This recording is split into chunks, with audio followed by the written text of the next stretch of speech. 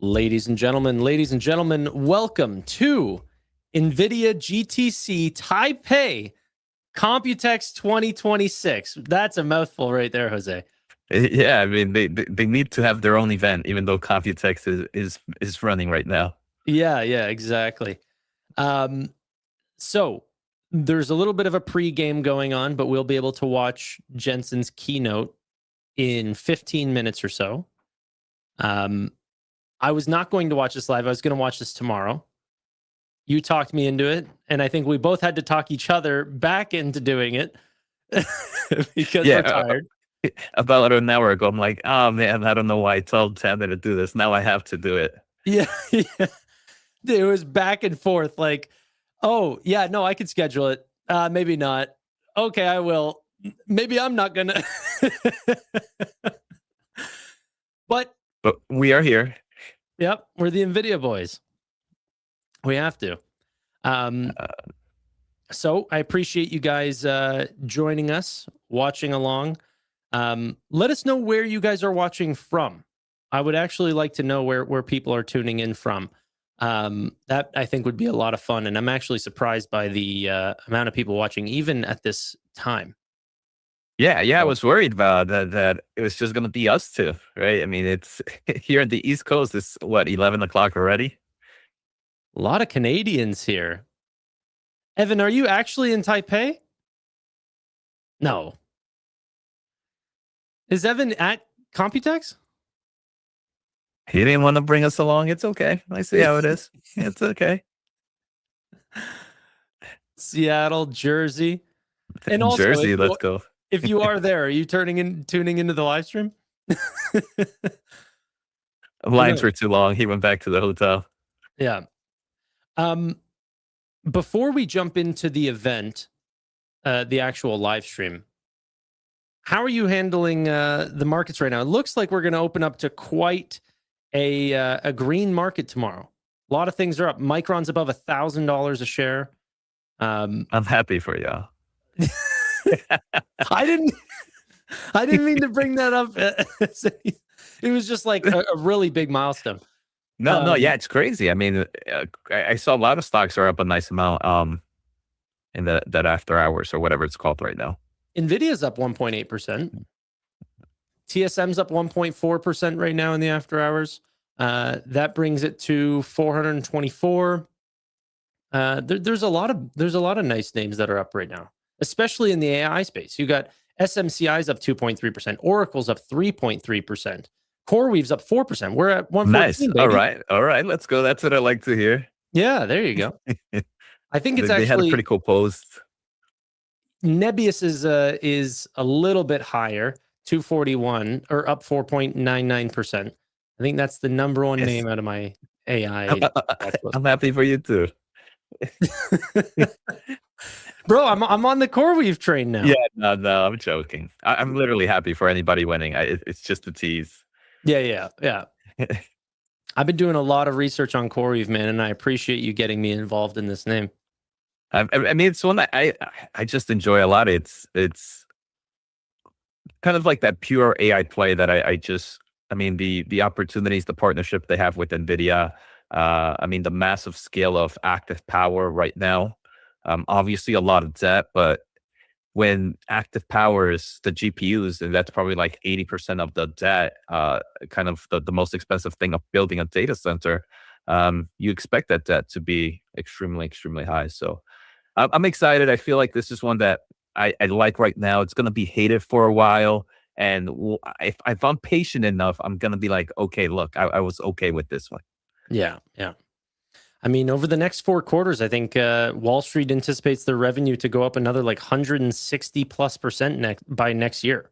Like accelerated growth rates, increasing margin. You know, although they are taking out a lot of debt, even the debt is getting a lot more efficient. So better rates. Who knows? So I wonder what we're going to hear. I know they teased something with Dell. They were the first ones to open up the Vera Rubin platform. Yeah. So hopefully we hear something about that today. And we only got about 10 minutes before the show. What are you excited about, if anything, here, Tanner? Because we just had GTC, right? We just had earnings. Like what is there for you to be excited about? Well, personally, a potential new Microsoft NVIDIA collaboration looks to be coming. Maybe I think the rumor was a personal PC that would be able to run local models similar to what a lot of people are using Macs for, Mac Studios, Mac Minis, stuff like this. Um, just like for my own business, that might be cool to buy a computer and have Marshall play around with some of these new Open Claw or maybe Nemo Claw or whatever it is, right? I'm not nearly as involved as he is, but so some new hardware might be cool from an actual consumer side, which has not been NVIDIA's focus for the last little bit. Yeah, I agree. I mean, I think what their cheapest AI machine has been that DGX Spark. Yeah, And it's not even Windows based, right? It's more for like the developer ecosystem. right. There's not something real for maybe like your average Joe who wants to buy a $600-700 laptop like you could a Mac Studio right now. Even though those are sold out like crazy, right? Hmm. Yeah. What about yourself? I don't know. I mean, usually these Computex shows are mainly for the consumer and laptop space, but Hmm. I can't imagine that's what they're going to spend a lot of their time in, right? Because that's not where the money is for, especially, I mean, in Taiwan, right? All these back then, that's where the money was for all these Taiwanese companies, right? It's because that was their supply chain um, strength, providing for your laptops, your potential AI servers, but it was definitely a consumer based market before, and now it's a data center based market. So I'm hoping that even though we just had GTC, maybe some updates to Vera Rubin turning on, like we saw with CoreWeave, we saw them kind of tease back with some response to that. And I don't know, maybe a little bit more information about the CPU space. I Yeah. think there's a Q&A session. So I'm hoping it's a little bit different than your traditional Computex, where maybe it is focused a lot more on the data center side. Yeah. I mean, I, I I think there still will obviously be a lot of consumer talk in this one. Um, but obviously, as an investor, that would be really cool, right? We'll have to see. We'll have to see. I mean, everybody's been hearing. I saw an X, and people have been asking for more information on some of the shortages. Right, there's a lot of shortages in the overall market. What can Nvidia do to kind of offset some of those shortages? We have the memory shortage, the power shortage, the optics shortage. You name it. So if there's anything that they can come out and say, look, we're actually working on this to release some tensions on this market, um, would be cool. Even if it's Yeah. maybe a software update or something that says, "Hey, look, now we get X amount of efficiency gains on something." We have a little bit of time left. I know you're really interested in, we talk about CoreWeave and NVIDIA and stuff like this, but do you have any maybe sneaky picks that you've been looking at or other companies in the AI space that I don't know about? To me, let's see.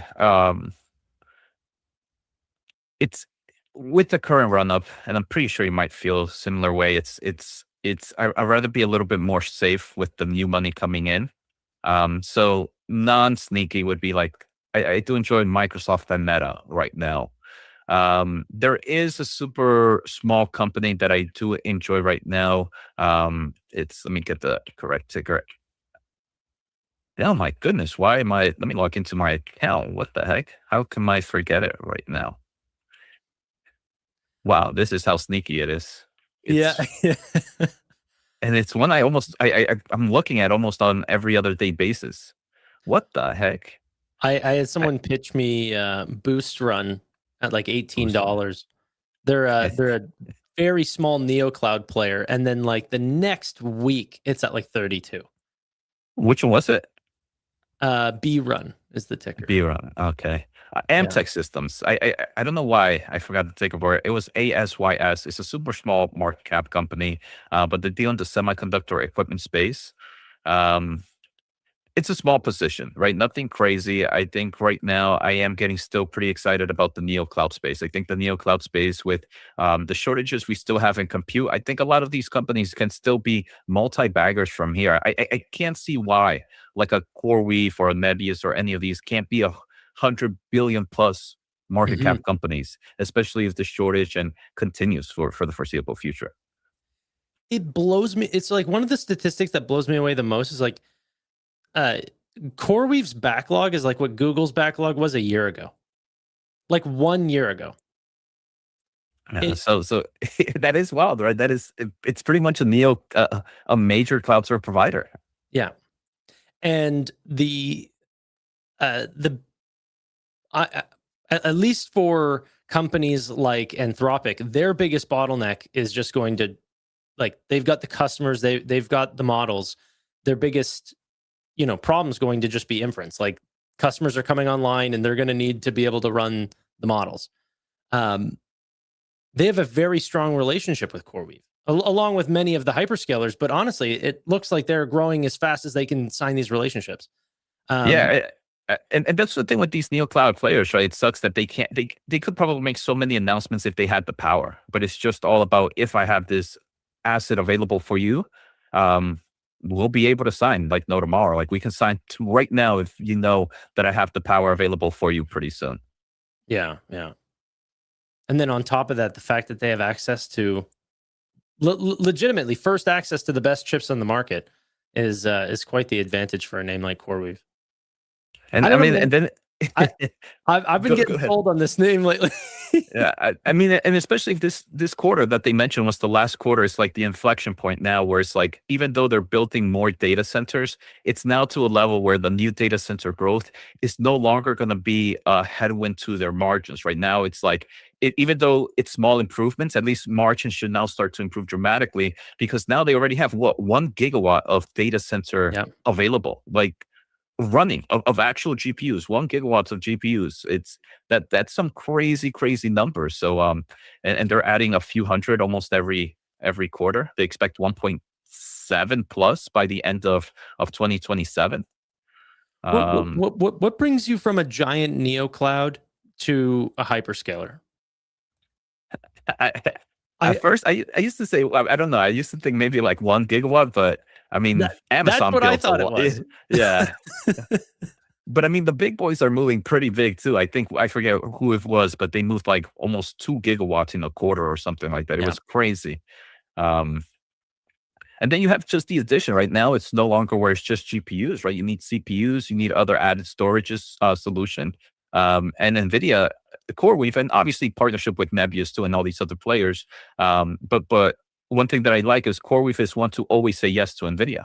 When we kind of originally saw them release the Vera CPU as a standalone, the first player to say yes was CoreWeave. Now, obviously, you have other players like Nebius, I think even Iran and all these, but it's like one of the first players to always say yes to NVIDIA and kind of take all their products and then eventually be able to sell more than just GPUs.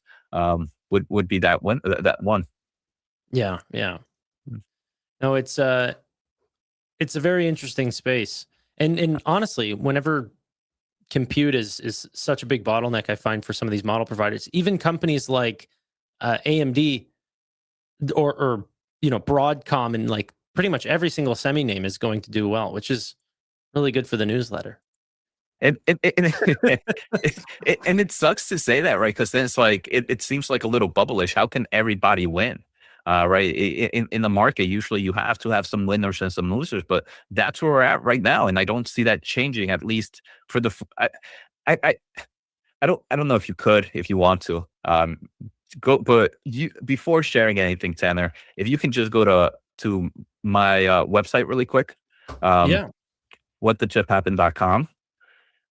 I created 2 free apps over the weekend. Over the weekend, if you go in there, if you scroll down a little bit, there's Yeah, a yeah, yeah, yeah. NVIDIA AI Rain and the Power Terminal. I don't know if you want to click one of them, but I think the Power Terminal is I have crazy.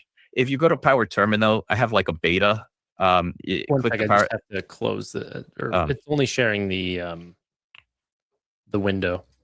uh, if you go, I don't even know if where you're at, but if you click to like the power map, there's a beta power map, and this Where is do I all see this? free. Top in the top with the like different tabs, a little bit down to the left. Yeah, there, power map. Like I was able to create this with AI. Like, and then you can click like, oh, This definitely click. was not Codex. This was Claude. It was a mixture of both. I use Claude for data. I use Codex for front-end design. But then you can even like on companies select none and just click Iran, and it will just show you like where Iran's like parts are. And it's or deselect, yeah, like none, and then just click, and it's like it Yeah, tells you yeah. who their customers are, who has that place right now. Some of them, they don't share all their data centers like in their 10K reports, so it's a little bit harder, but it's crazy to be able to build something like this in like a few hours. Obviously still in testing and stuff like that, but it's insane what you can do nowadays. By the way, guys, I have the thing. Oh, it's starting right now. Let's jump in. Let's jump in. Or actually, just one sec. They're just playing a little bit of music. I was gonna And it tell you, hasn't let's chill started. out for the music until the music is done, because But usually that's where they get you. they're gonna play music through the videos anyway. But yeah, Oh, that's true. I texted our guy. I think our guy is the same. I was like, hey, we're gonna be live streaming. Hopefully that's cool. yeah. I didn't know if he was awake. A new kind of factory, generator of tokens, the building blocks of AI.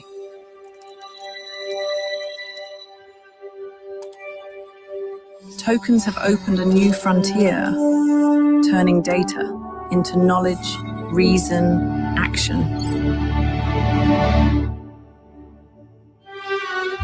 They reveal patterns in complexity you could never see.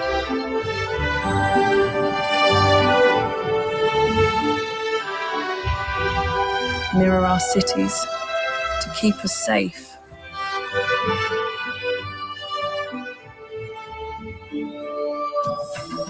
And lift us high above them.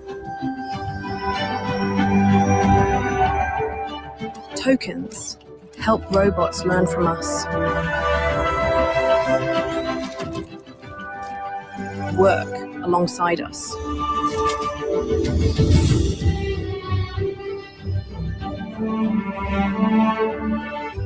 They go where we cannot.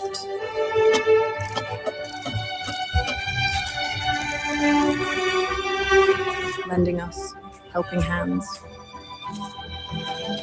And closing the gap between hope and healing so that we breathe easier.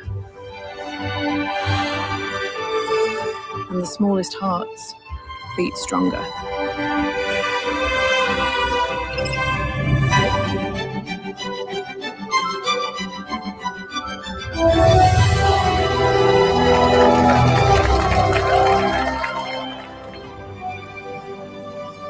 Tokens are helping us break new ground on a scale never attempted.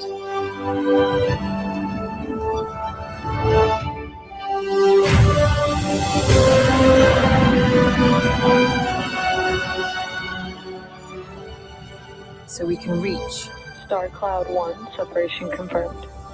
to infinity and beyond.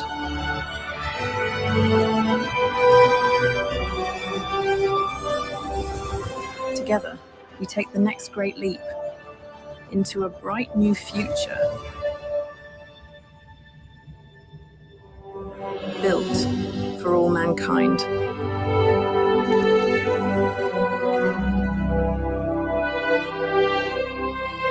And here in Taipei is where it all begins.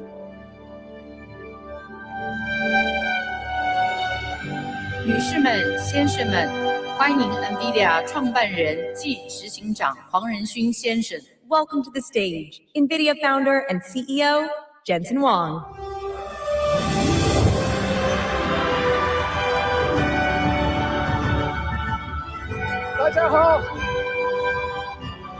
Welcome to GTC Taiwan. So great to see all of you. Very good to be home. I brought my parents home. Where are my parents? Everybody give a round of applause to my mom and dad.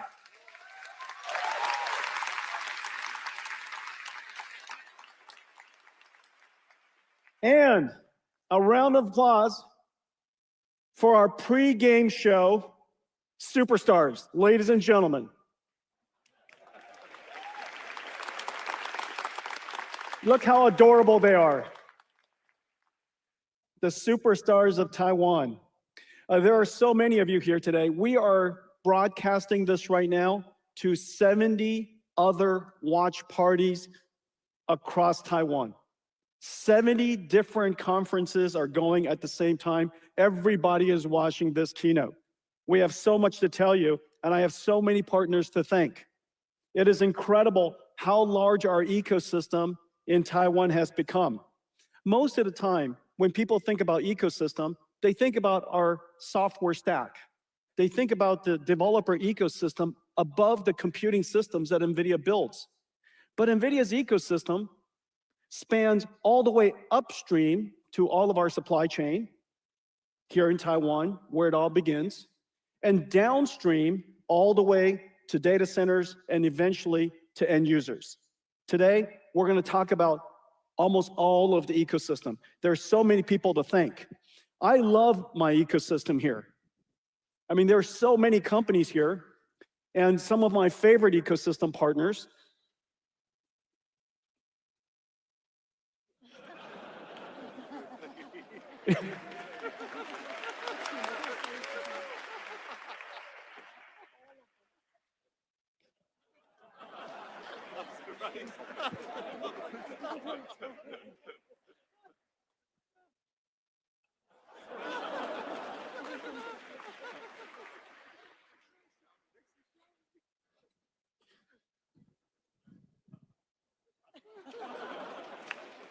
So many. Taiwan's rich ecosystem, the richest ecosystem, the world's best supply chain ecosystem. Unbelievable. Well, thank you all for being here.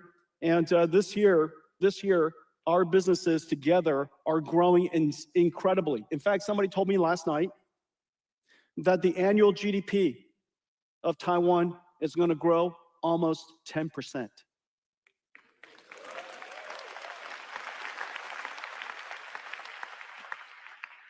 Unbelievable. Well, we have a lot to talk about. Let's get going. 2 years ago, when I was here, I started to talk to you about how AI has moved from generative AI and the other waves of AIs that are coming. The next wave of AI was agentic AI. And today, we can say that agentic AI has arrived, that useful AI has arrived. Now, what does this mean? This is GitHub. This is, of course, one of the first applications of agentic AI is software coding, one of the most valuable professions. Incredibly large ecosystem, 30 million, 40 million professional software developers, probably another couple of hundred who are students and enthusiasts and so on and so forth. But say 30, 40 million software developers in the world code for a living. And this represents most of them. This is GitHub. The pull request is when they download software, they modify it, and commit is when they push it back up. Okay, and so if you could look at this, in 2023, the number of commits was 300 million. 2024, 400 million. 2025, 500 million commits. In the first few months of 2026, it has nearly tripled. Now, what does that mean? 30 million software developers representing about $3 trillion worth of GDP, producing that's what they're paid, $3 trillion worth of salaries per year, which is generating economic growth for the rest of the industries. Say $100 trillion of the world's industries is generated by $3 billion worth of salary. That $3 trillion, that $3 trillion worth of salary is now producing nearly 3 times as much output. It's effectively a $9 trillion productivity from $3 trillion of salaries. Does that make any sense? The difference is absolutely extraordinary. This is the potential. This is the promise of AI. The number of engineers, software engineers, is actually increasing. People talk about AI reducing jobs. Complete nonsense. It's causing more software engineers to be hired, and the reason for that is very simple. If you can hire a software engineer and you could generate $9 trillion worth of productive work, why wouldn't you want to hire more software engineers? If that line was flat, then obviously people will hire fewer software engineers. But because the output is so incredible, people want to hire more software engineers. This is going to show up in our economy somehow soon. And so the first thing is useful AI has arrived. Now, what does that mean from the industry's perspective? From the industry's perspective, that means that tokens are now in extraordinary demand. Because if you could do this, you're going to want to produce more of it. And because tokens are now profitable units, tokens are now profitable units of revenues. Because it is now profitable, the AI companies want to build a lot more tokens, generate a lot more tokens, build more AI factories, which is the reason why compute demand here in Taiwan has skyrocketed. It is precisely the reason why all of you are so busy and your businesses are doing so well. In fact, that looks like some of your stock price.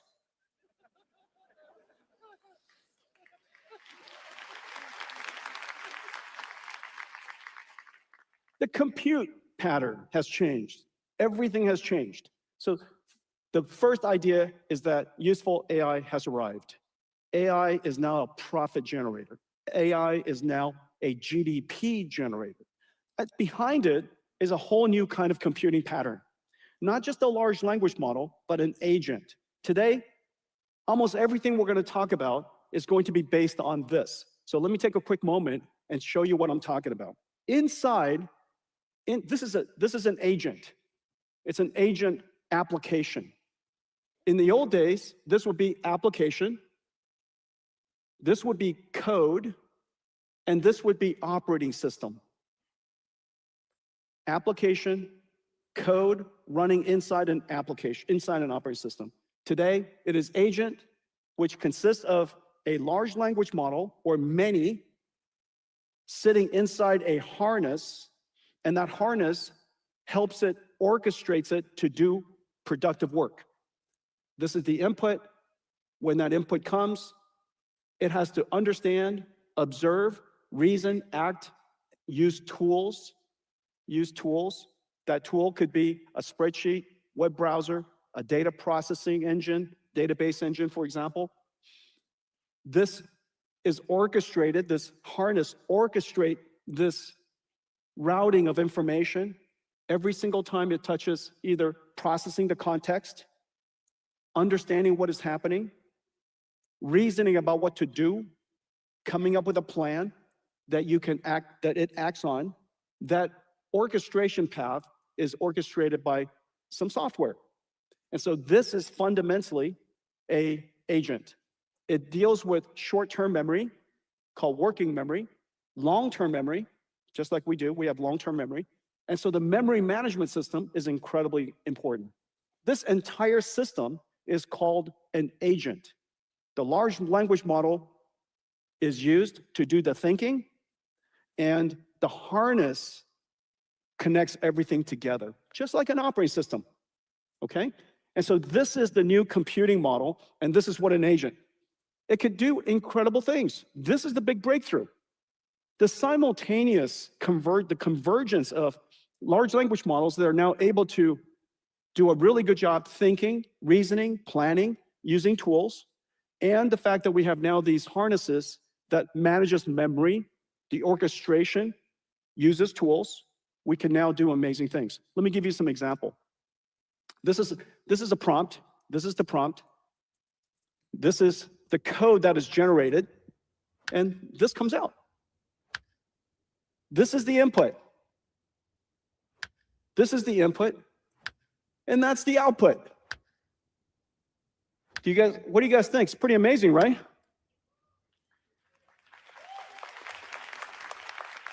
We use Claude Code here, but Codex does an incredible job as well. Here's another example.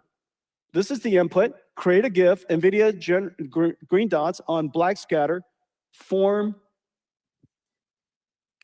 Taiwan 101 building, morph to GTC Taipei 2026, morph to NVIDIA I logo, then scatter and repeat, right? So you saw that. That was the prompt. Here's the next one. I lost my remote control battery clip. It looks like this. Create a CAD file. It uses a tool. Create a CAD file, ready for 3D printing to create a new one. Make sense? This is now the new computing pattern. Whereas we used to launch an application, click and type, we now replace that with explaining to the AI what we want, our intent, and the AI generates the code or uses tools and produce the necessary output. This is how computers are going to work in the future. This is agentic AI. For 2 years, we've been building towards this, and now it has arrived. Now, one of the big breakthroughs, of course, is tool use.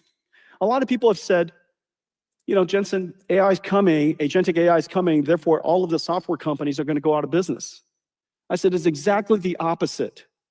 Because there are going to be so many agents, the world is no longer limited by the number of people. Therefore, those agents are going to use more tools than ever. This is actually an incredible time to be a software company. But the software has to be presented to the agent in a way that the agent can use it. This is a big breakthrough. And in fact, what we have done, as you know, what NVIDIA's treasure is all of our CUDA libraries. I call them CUDA-X libraries. This is NVIDIA's treasure. Today, we're able to now present these CUDA-X libraries to agents who can use it much more effectively than even humans. And so this is a wonderful time for CUDA-X libraries. Let's take a look. 20 years ago, we built CUDA, a single architecture for accelerated computing. We reinvented computing. 1,000 CUDA-X libraries help developers make breakthroughs in every field of science and engineering. CUDA-X libraries are tools for agents. cuLitho for computational lithography. cuOpt for decision optimization. cuDSS for direct sparse solvers. AIQ for deep research across structured and unstructured documents. Ariel for AI RAN. Warp for differentiable physics. Parabricks for genomics. At their foundation are algorithms, and they are beautiful.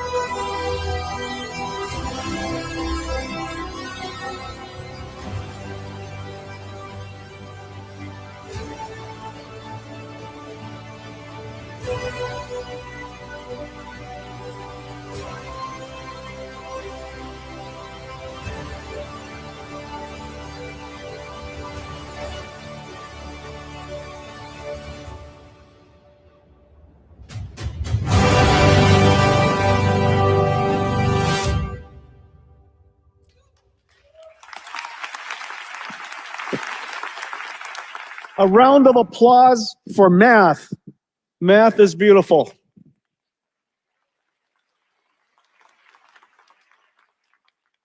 The computing pattern of software is going to change. In fact, let's come back to this. This is the agent. It is the ultimate disaggregated and distributed computing model. So many different computers are going to be activated in order to process this agent. The agent consists of model, harness, tools and skills, and a runtime. All of that is running at different places in a data center. You can think of the model as the brain, the harness as the body, the tools that it uses, working in a runtime, think of it as a workshop. So this is a person, a worker, working with tools in a workshop. Of course, this is being done at extraordinarily large scales. And each one of those steps are running in a different part of the computer. And you could see the large language model is thinking, context processing, observing, understanding the environment, reasoning, coming up with a plan, and acting on the plan. Every single time that happens, an entire rack of Grace Blackwell NVLink 72 is activated. It's thinking with the large language model. Whenever it uses a tool, a CPU is used. That tool could be a C compiler. It could be Python. It could be JavaScript. Or it could be accelerated computing. Today's agents are relatively simple users of tools.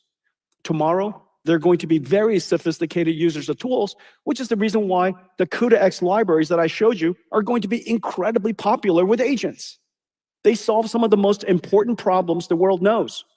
And all of our CUDA-X libraries are now going to come with skills that the AI could learn how to use. So the CUDA-X library, some skills, basically a manual. The AI reads it and go, aha, that's how you use it. The ability to use these libraries by agents are going to be incredible. And so the tools run on CPUs and GPUs and large language models. The security harness runs on CPUs and a security processor called a DPU, NVIDIA's Bluefield. The orchestration of all this runs on a CPU. This is the entire harness, and the CPU is orchestrating all of the work. One of the hardest parts is memory. You could just imagine.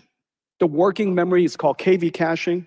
What to remember, compaction, not just compression, but how to retrieve. Do you retrieve structured data? Do you retrieve unstructured data?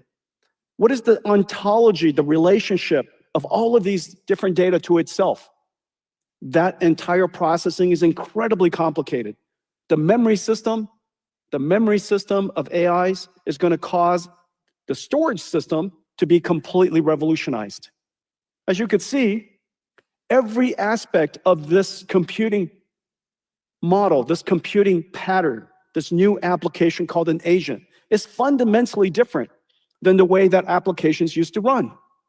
A whole bunch of software sitting inside a binary, sitting inside an operating system. This is the reason this disaggregated, this distributed, this heterogeneous computing problem is precisely the reason we built our next generation, Vera Rubin. Vera Rubin is not one chip. Vera Rubin is not a GPU only. It starts with the GPU, but Vera Rubin is incredible. This entire thing is Vera Rubin from end to end. It has GPUs, Vera Rubin NVLink 72, It is orchestrated by Vera CPUs that I'm going to tell you more about. The storage systems, revolutionary. Vera, along with CX9, our software stack called Doka, the security processor that's inside so that everything is encrypted at rest, in motion, as well as in use. Everything across this is secure because the AI model is so precious. This is the reason why this entire system obeys confidential computing. Each one of these systems would be a complete revolution in itself. Vera Rubin is the most ambitious endeavor in the history of our company. The whole company worked on Vera Rubin across all 40,000 engineers. Not to mention all of you. All of you participated in the creation of this entire system. Vera Rubin is really a miracle. And it's not just one chip, it is so many. Well, it's even beyond that. A long time ago, NVIDIA used to be a GPU company. But over the years, we've evolved to become a systems company. You're looking here now for the most complex system, most complex and ground-up system ever designed. But ultimately, our customers, our partners, don't want to buy computers. They want to build AI factories, which is the reason why NVIDIA has really started to transform ourselves yet again. You could see so much of our technology is now at the entire infrastructure scale. Our partners are at infrastructure scale. Power generators, cooling systems, the grid providers.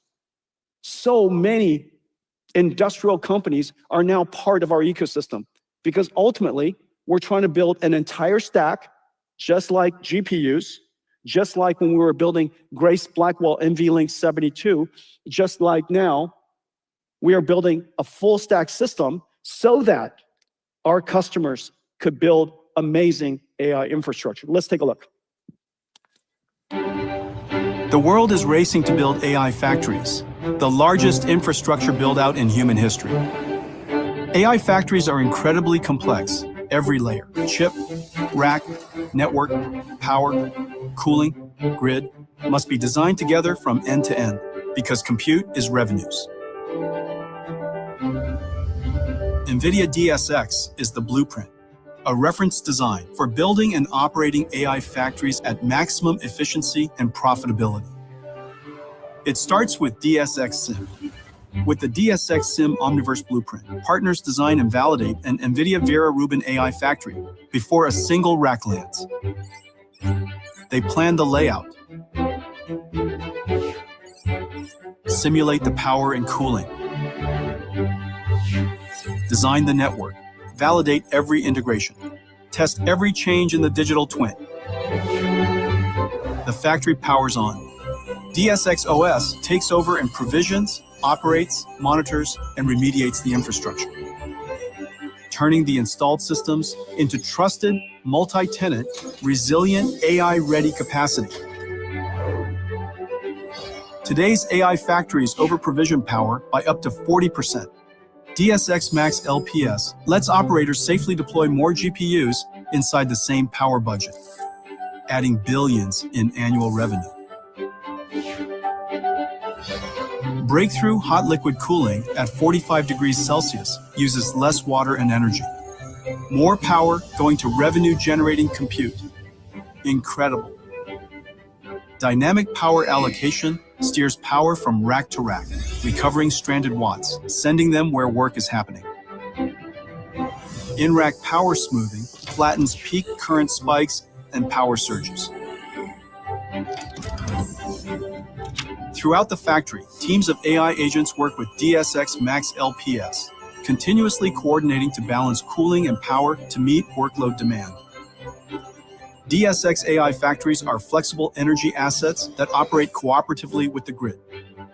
DSX Flex reads real-time grid signals and dynamically adjusts factory power when the grid needs relief. 100 gigawatts of AI factories will come online before the end of the decade. NVIDIA DSX AI factories run at highest efficiency, produce the lowest cost tokens, and make the grid stronger.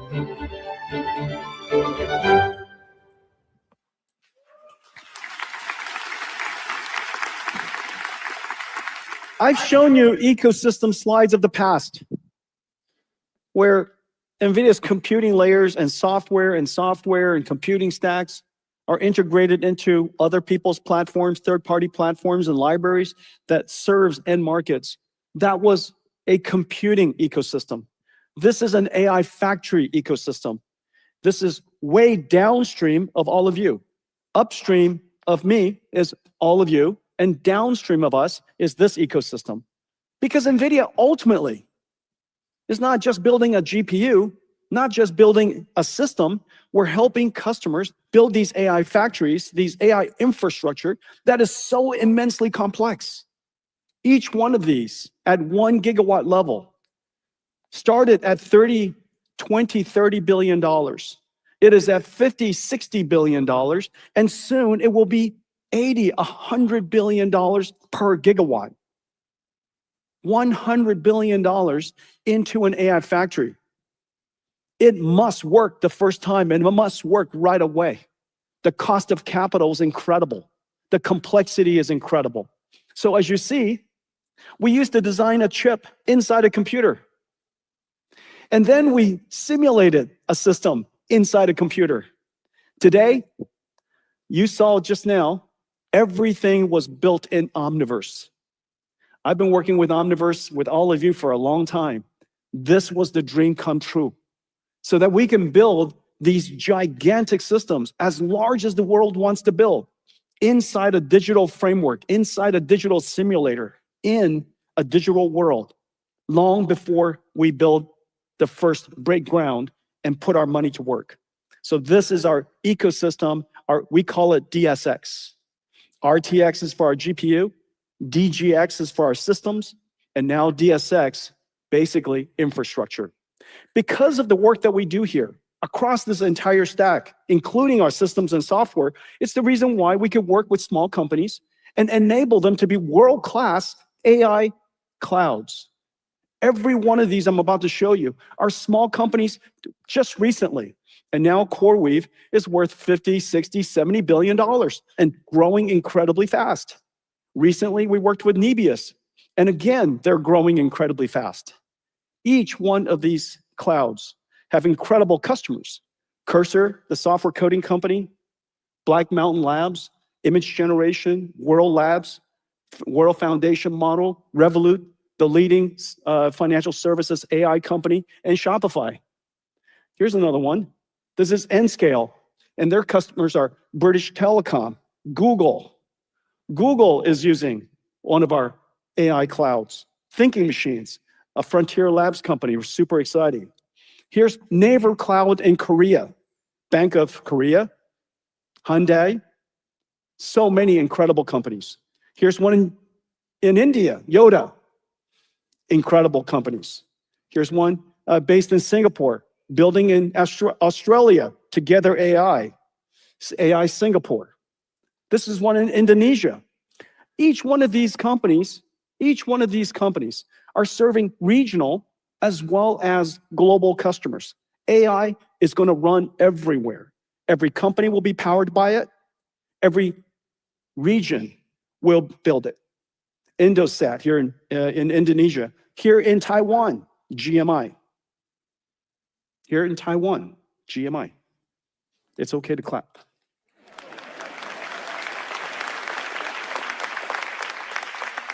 So, incredible companies, incredible opportunity, but all of them need several things. Of course, they need the computing stack. This entire stack underneath, this is what made NVIDIA famous. All of our hardware and software and libraries, our connection into the world's ecosystem of third-party developers makes it possible for anyone to stand up an AI cloud. However, the AI cloud is so complex now. This is the software version. This is the computer science version. The money version, the asset version is what I showed you earlier. It's a giant factory. Having this ability alone is not enough, which is the reason why NVIDIA has become an AI infrastructure company. Now, doing this well and becoming incredibly good at helping customers build AI factories and deploying AI factories is incredibly important. And the reason for that is this: compute is revenue now. Compute is profit. The absence of revenues and profit is loss.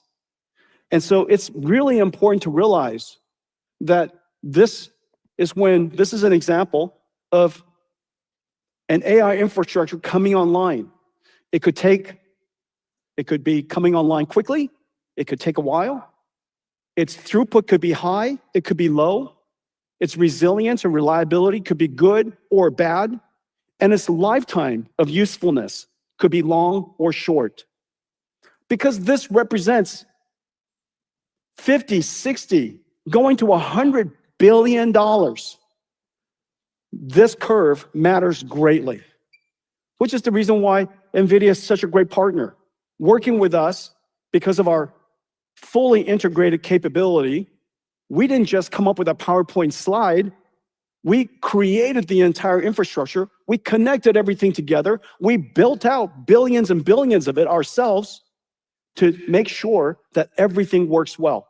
As a result of that, our time to first token, our time to first inference, our time to training turned on is much faster. Second, because our throughput per watt, our tokens per watt is utterly world-class. And the reason for that is because we integrate everything, we design everything from the ground up, we simulate the entire system, and we use extreme co-design.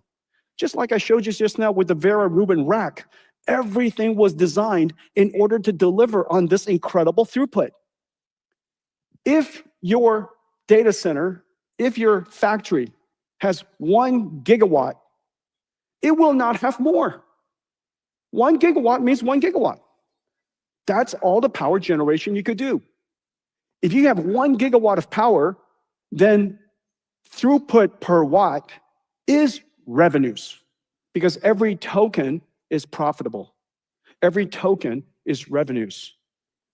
This is the future. Compute is revenues. Performance per watt is your revenues. Choosing the wrong architecture just because the chips are cheaper doesn't translate, doesn't make sense. You need to make sure that your revenues per watt, the more you buy, the more you make. And so tokens per watt. And then lastly, third is reliability. If you ever get a chance to see these data centers, there are so many moving parts, millions of cables. The ability for all of those computers to work harmoniously, reliably, is extremely low. It is just extremely difficult. We have now been operating very large scale for a very long time. That experience matters. That difference, mean time between interrupts, extremely important. And then lastly, this is very hard. The lifetime of these systems, the software is changing all the time. 4 years ago, which is in the time of Hopper, AI has completely changed. 6 years ago, this is the time frame of Ampere, AI has completely changed. We started out talking about CNNs. Here we are, then we talked about transformers, and then we talked about mixture of experts. Now we're talking about agentic systems. Every single generation, every single few months, the software industry is coming up with new technology. If your architecture is not flexible, if your ecosystem is not rich, then this curve cannot be long. You cannot predict how long your system can last. I can. NVIDIA systems is all over the world. Software developers start with NVIDIA CUDA. And by definition, therefore, the life, the ecosystem, the useful asset is going to be much longer. The difference is essentially cost. You could think of it as revenues, but the other side of revenues is cost. If the life of the asset is long, the TCO is low. This is the difference. This is what it looks like when compute. The more you buy, the more you make.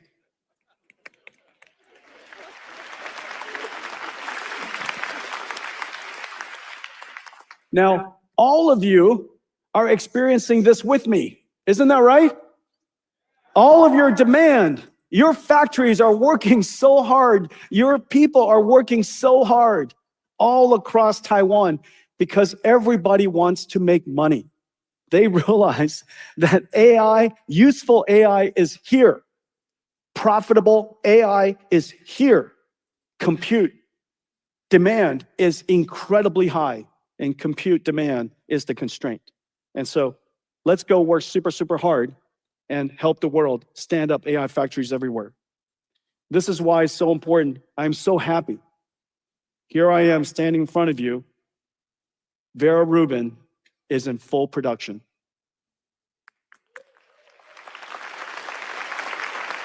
Vera Rubin is in full production. The supply chain we created for Vera Rubin is twice as large as Grace Blackwell. It's incredible. And what used to take 2 hours to assemble one Grace Blackwell rack now only takes 5 minutes. So not only is the capacity higher, the throughput is a lot faster, and we need it all to support the demand. This ecosystem is extraordinary. Millions of square feet has been put online to support Grace Blackwell and preparing now, ramping up now, Vera Rubin. I want to thank all of you. Vera Rubin is now in full production. Thank you. Let's take a look. Large language models generate answers. Now AI agents can do work. But processing agentic AI is a whole different kind of problem. Agents observe, reason, plan, use tools. They manage massive context, juggling working memory and long-term memory. They spin up sub-agents, specialists on demand. NVIDIA Vera Rubin is a multi-rack pod-scale system built to process agentic AI and is now in full production. The manufacturing, automation, and orchestration across the supply chain, a miracle to witness. Our journey started when we launched the first AI supercomputer, NVIDIA DGX-1. Over the next decade, we pushed every chip and system to the limit, from Pascal and the first NVLink to Grace Blackwell, the first rack-scale AI supercomputer. And now, Vera Rubin, the first multi-rack pod-scale supercomputer, built for the agentic age.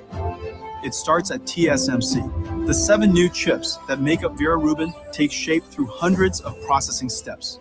3-nanometer process, CoWoS-R and CoWoS-L packaging, HBM4 memory from Micron, SK Hynix, and Samsung. The Vera Rubin compute board, 6 trillion transistors with over 18,000 components on one board. Vera Rubin NVL72 does the thinking, prompt and context understanding, reasoning, and planning. Next, a new modular compute tray, streamlined with a new PCB mid-plane design, super chips, Connect X9 Super NICs, and Bluefield 4 DPUs, all made in place, with no cables for resiliency at AI factory scale. 18 compute trays, 9 hot swappable NVLink switch trays, new high-efficiency manifolds, liquid-cooled bus bars, carrying over 5,000 amps, the equivalent of 20 electric cars at full acceleration. Together, 1.3 million components form this third-generation MGX rack design. Congratulations to Microsoft for their operational Vera Rubin NVL72 engineering rack. Congratulations to Dell and CoreWeave as well for standing up their Vera Rubin NVL72 engineering rack.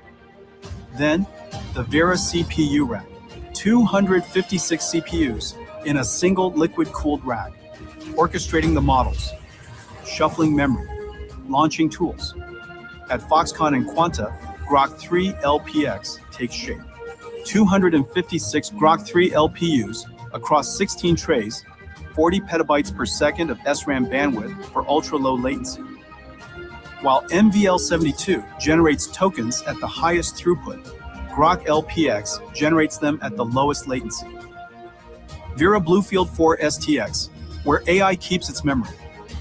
Storage processing accelerated by Bluefield 4, connecting memory, storage, and in-silicon security. And NVIDIA Spectrum X Ethernet Photonics, the world's first Ethernet switch with 200 gigabit co-packaged optics, TSMC's COUPE process, chip-scale packaging, and ultra-high-powered laser dyes on indium phosphide.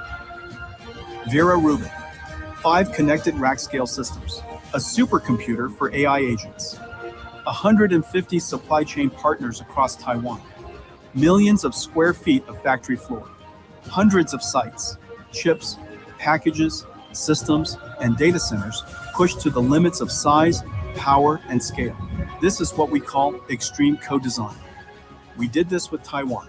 Together, we reinvented computing for the age of AI. Taiwan was with us at the beginning, and here today, as we bring Vera Rubin to the world. Thank you, Taiwan.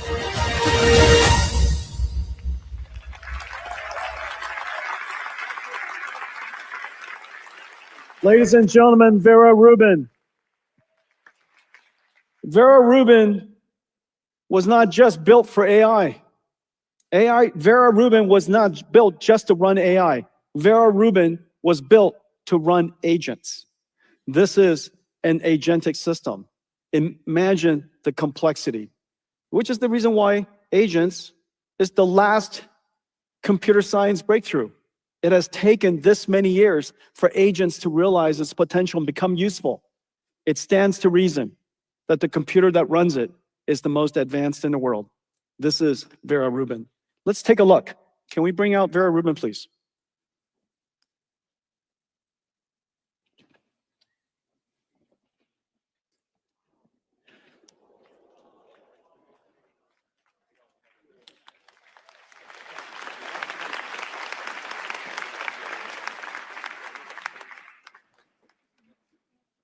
And Janine, do we have the racks, the systems? It looks heavy. This is Vera Rubin. Vera Rubin NVLink 72. This is the Groq LPX. At the next GTC, I'm going to talk to you about a lot more of this. Today, we have so much to talk to you about. This is Vera CPU rack, 256 CPUs, all liquid cooled. Let me tell you about Vera in just a moment. This is the Vera Bluefield storage processing system and also security system. And of course, this is our Mellanox networking, the world's first CPO. This is Vera Rubin. Incredible technology all coming together. Now, when we built Hopper, as you know, for pre-training. Pre-training was the most important application, the most important workload we were working on at the time. Then when we worked on Grace Blackwell, everybody said, Jensen, you know, NVIDIA is really good at pre-training. Inference is so easy. Do you remember that? People used to say, inference is so easy. We could do that too. But as you know, inference equals money. And the models, MOEs, are so complicated. And to do it at incredibly high response time, fast interactivity, and high throughput at the same time is incredibly hard, which is the reason why we created NVLink 72. Today, NVIDIA's token cost is the lowest in the world, not by 10%, by X factors, orders of magnitude, all because we did extreme co-design, all because we understood the computing model, the computing pattern of inference, and we were able to create NVLink 72. Now, with Vera Rubin, it is beyond inference. It is now inference in an agentic system. This is Vera Rubin. No cables, no hoses, no fans. What used to take the last time when I showed this to you, we had cables everywhere. The cables were amazing to look at. But now, there's a PCB in the middle, which connects both sides. What used to take 2 hours now takes 5 minutes. The reliability and the resilience of Vera Rubin is going to be off the charts. This is our Vera CPU tray, the most advanced CPUs that has ever been built. I'm going to show you that in just a second. And this is our storage tray. 2 Vera CPUs, 4 CX9, incredible amounts of software. This is our new LPX, LPU30, the Grok system, designed for very low latency inference. The throughput is delivered by Vera Rubin and extended with NVLink 72. If you want to extend that even further, you can have Grok LPUs. Here, we have the Vera Rubin NVLink, the switch tray. This is the switches in the middle, and this is revolutionary. Because of Vera Rubin's, because of NVLink 72 and the NVLink switches that we created and invented. And this is our Ethernet switches for scale out. What's amazing is we introduced these 2 systems for Grace Blackwell. These 2 systems were created for Grace Blackwell. And today, NVIDIA is the largest networking company in the world. I'm so proud of the networking team. This is such an incredible enabler for everything that we do. I'm going to now talk to you about the next major industry we're going to be part of. Thank you. Janine? Thank you.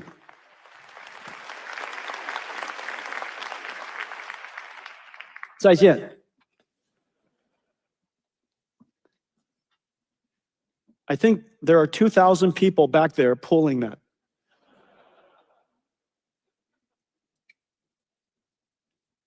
Okay, let's talk about CPUs.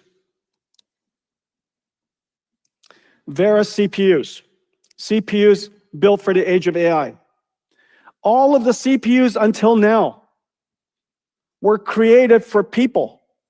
We were the users. We were the users. We were the renters. The way we use CPUs, we live in a world counted by seconds. The way we rent CPUs in the cloud, each one of them, more CPU cores you have, the more you can rent. The economics of the use case of the old CPU and the economics of the old CPU, fundamentally different than agents. Agents are impatient. They don't live in a world that is in seconds. They live in a world that's in nanoseconds. When it uses a tool, it wants the response time to be as fast as possible. When it accesses database, it has to come back as soon as possible.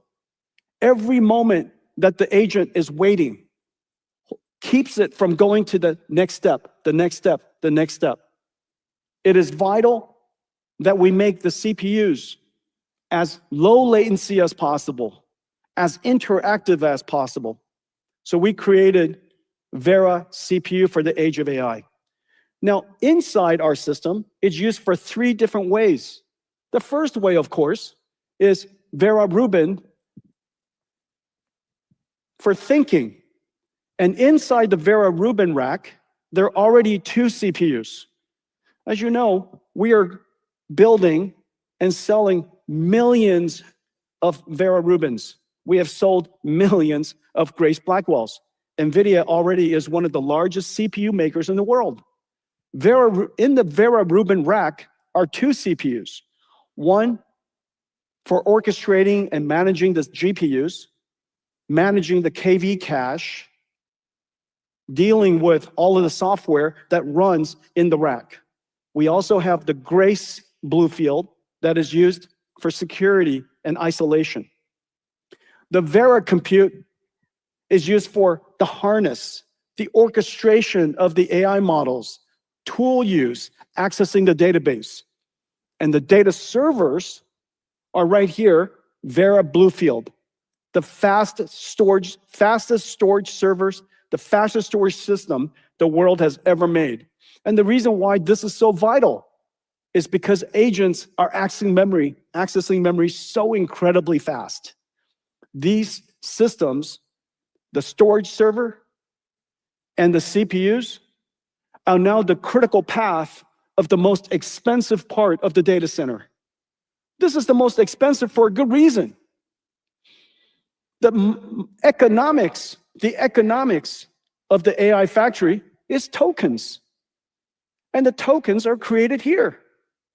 And so, of course, you want to manufacture and generate as many tokens as possible. This is where you put all of your economics. And this has to not be in the way. And so Vera CPU has great pressure on the CPU architecture, which is the reason why we built a brand new architecture from the ground up. A CPU the world has never seen before. We call it Vera.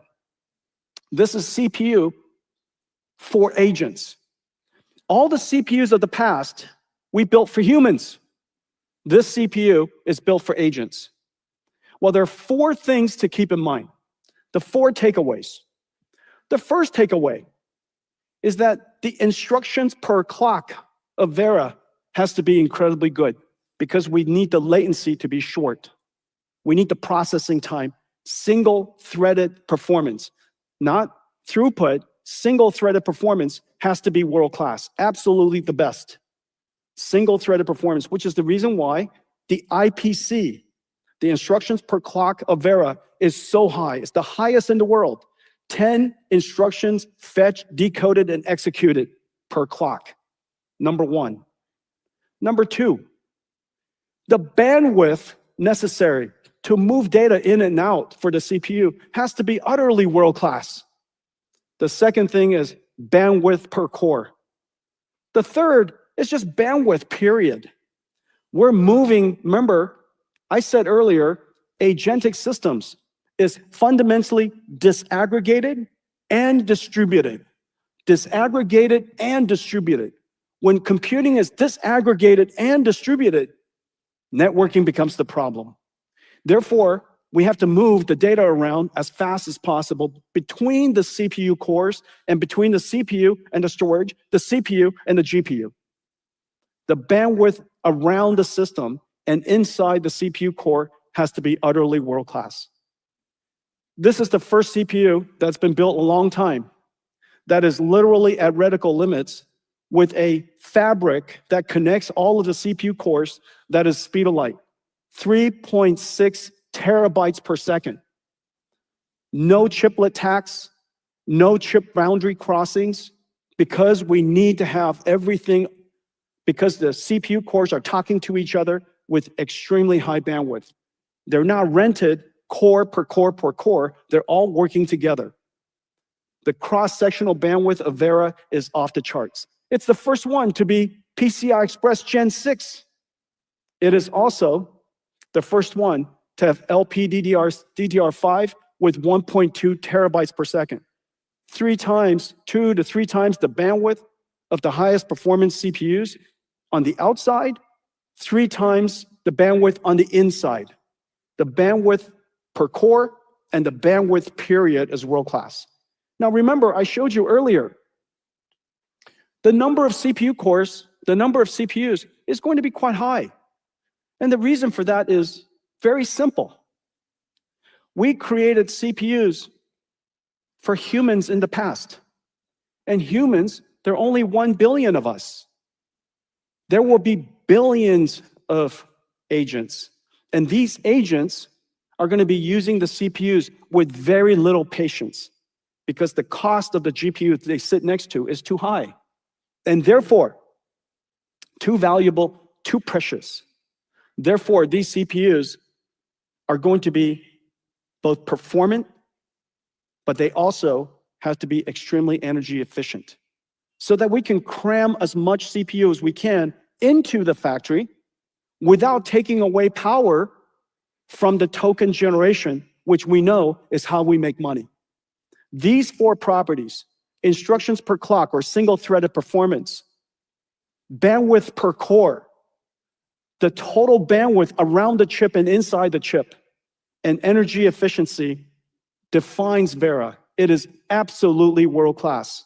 When you compare it to the highest performance x86, it is just off the charts. When you compare it in real single-threaded performance, it's off the charts. It is incredible to be able to deliver 5% improvement on CPUs. It is incredible to be able to deliver 10%.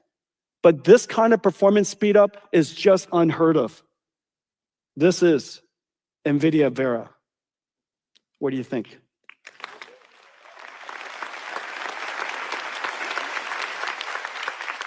Let's take a look. Agentic AI changes the role of the CPU. The CPU is now the conductor, and the GPU is the orchestra. Traditional CPUs were built for a different era, maximizing cores per socket. Slice them up, virtualize, rent by the hour. In the age of agents, the CPU is now a bottleneck to GPU utilization, directly affecting token throughput, latency, and user experience. NVIDIA Vera is the CPU built for the agentic loop, combining NVIDIA's custom data center CPU core with the scalable coherency fabric for the right balance of performance cores and bandwidth to maximize AI factory output. At the heart of Vera is the NVIDIA Olympus core, built for modern data center workloads, branch-heavy Python runtimes, tool calls, and sandbox code execution. Each core is tuned for throughput, a neural branch predictor evaluating 2 taken branches per cycle. A 10-wide decode engine brings in more work each cycle. A large out-of-order engine keeps instructions moving. Advanced prefetchers with a novel graph engine anticipating the next data path. But fast cores only matter when data arrives correctly and on time. Vera is the first CPU to use LPDDR5X memory, while correcting multiple errors simultaneously without compromising bandwidth. Vera achieves 40% lower peak memory latency versus x86, keeping cores fed on time through retrieval, analytics, and sandbox execution. NVIDIA's second-generation scalable coherency fabric unifies all 88 Olympus cores on a monolithic mesh with separate dies for memory and I/O.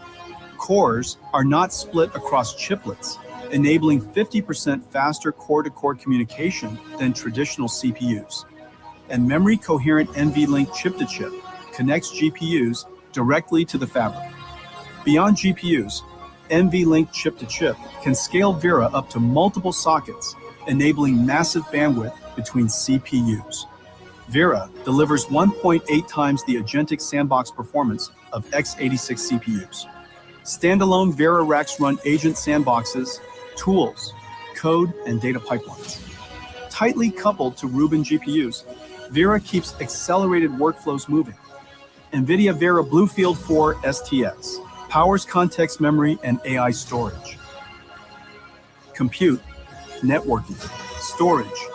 Vera is the CPU for the age of agents.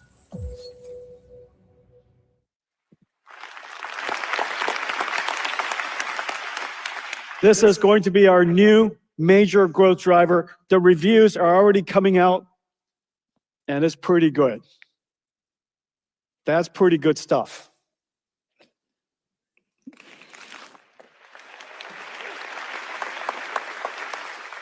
Now remember, Grace and Vera are also the most highly qualified CPUs in the world of AI, because every single data center, every single cloud, every single enterprise, every company that works with NVIDIA on AI has already qualified Grace. The entire software stack has already been optimized for Grace. Every company will be qualifying Vera. Vera will be the most optimized agentic CPU in the world, simply because it's going to go with Vera Rubin, simply because we made the big hard switch. In fact, during Grace Blackwell transition, the biggest risk was going from external CPU x86 into Grace Blackwell.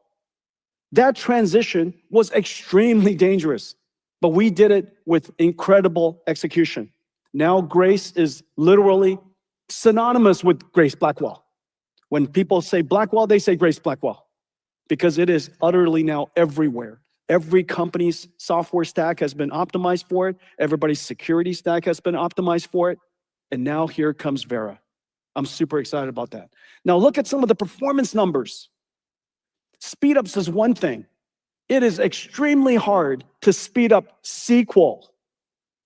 SQL, the most famous domain-specific language, DSL, that has ever been created.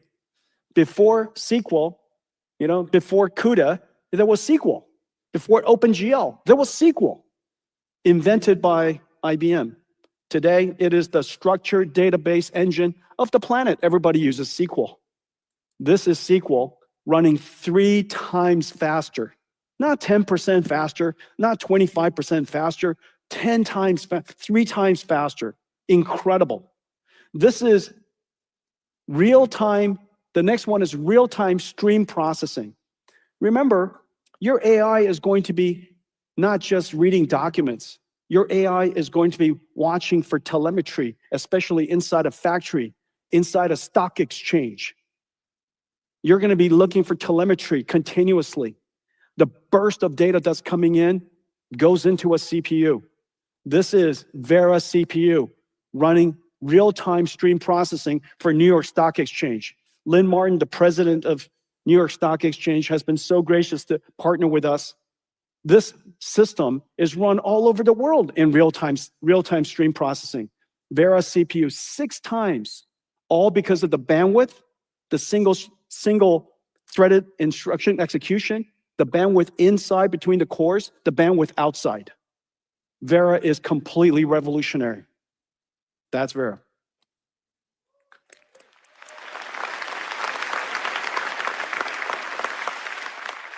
X factors is something you talk about when you're talking about GPUs. It is quite rare that somebody talks about X factors on real workload that is associated with CPUs. So I'm so proud of the team. You guys did such a great job. We have an extraordinary roadmap coming. But what's really exciting is almost everybody is supporting Vera. They're as excited as we are. This is Vera opening up. It's opened up a brand new market. Agents is a new workload. We built CPUs for humans in the past. We need CPUs for agents, agentic systems. The properties are different. Why would the old CPUs be the same? We are building millions and millions of Veras. And to go to market with us, Taiwan's ODMs and computer makers, all the OEMs, and you could see the early adopters. The early adopters are the agentic companies. This is the beginning of a new market, a market that never existed before. It's not going to take away from the old markets, but this is a new market. CPU for agents. And this market will surely be larger than the last.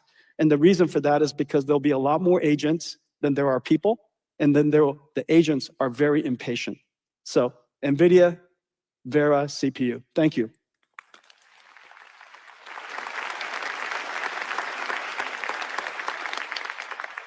This is the most important slide, really. This is the takeaway. The takeaway here is that this is the application pattern. This is the computing pattern of the next decade. Agents, harnesses, orchestrating large language models. Every company will run it. Every company will be an agent company. Every company will have agents running inside. Every company will see that agents will need its own operating system. Every company is asking us, how do we run agents safely? How do we build agents for our own workloads? And so we have the NVIDIA Agent Toolkit for Enterprise AI. You've seen me build this in plain sight. Almost everything that NVIDIA does, as you know, at every GTC, if you go back and look at my GTC 5 years ago or 10 years ago, you will see today. This you've seen me talking about for several years now, because we've been building for this moment. There are 4 things that companies need in order to build agents as a service or build agents to operate. The first thing you need is you need models. Of course, large language models. The smarter, the better. The cheaper, the better. The faster, the better. The second is you need a harness to orchestrate the whole thing. The third, these models want to use tools, and these tools come with its skills. And I showed you CUDA-X libraries. Those are going to be amazing tools for the agents in the future.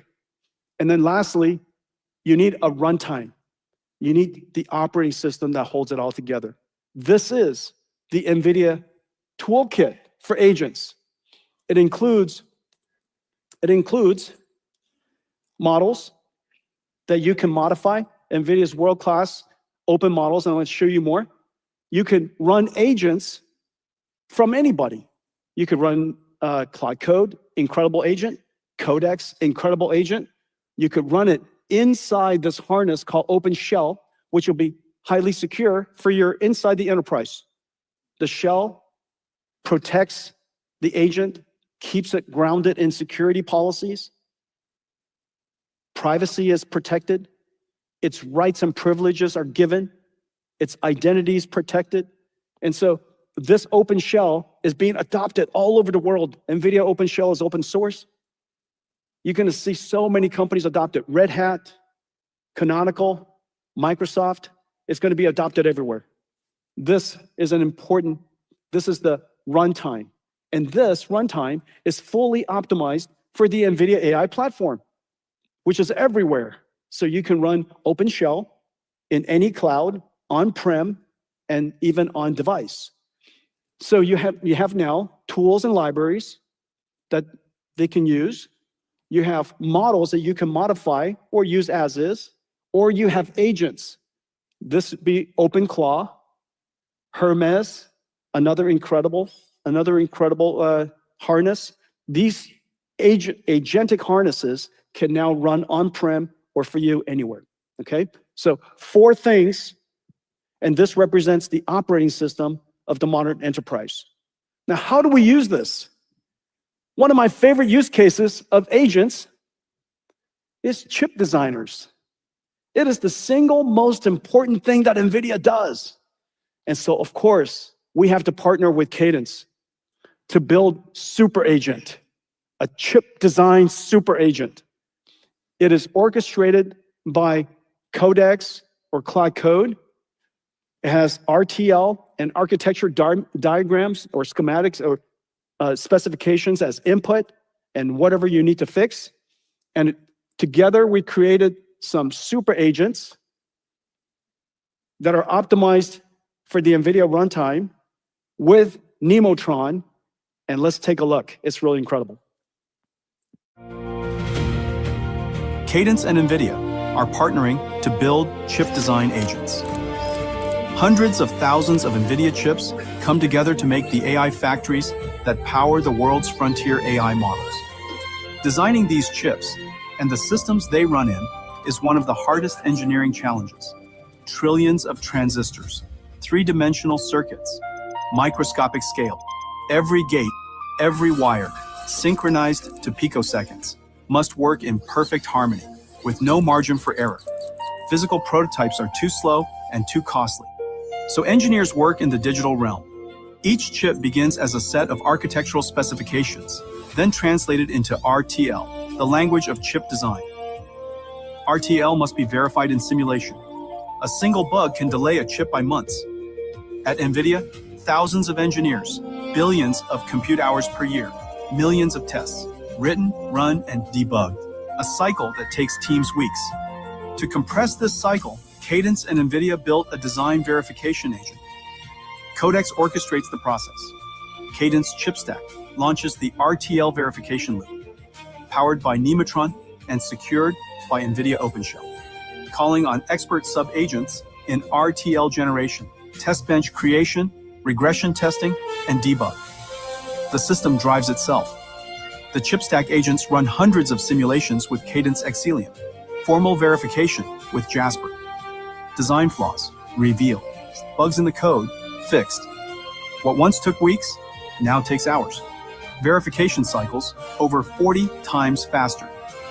Together, NVIDIA and Cadence are reinventing chip design with AI agents.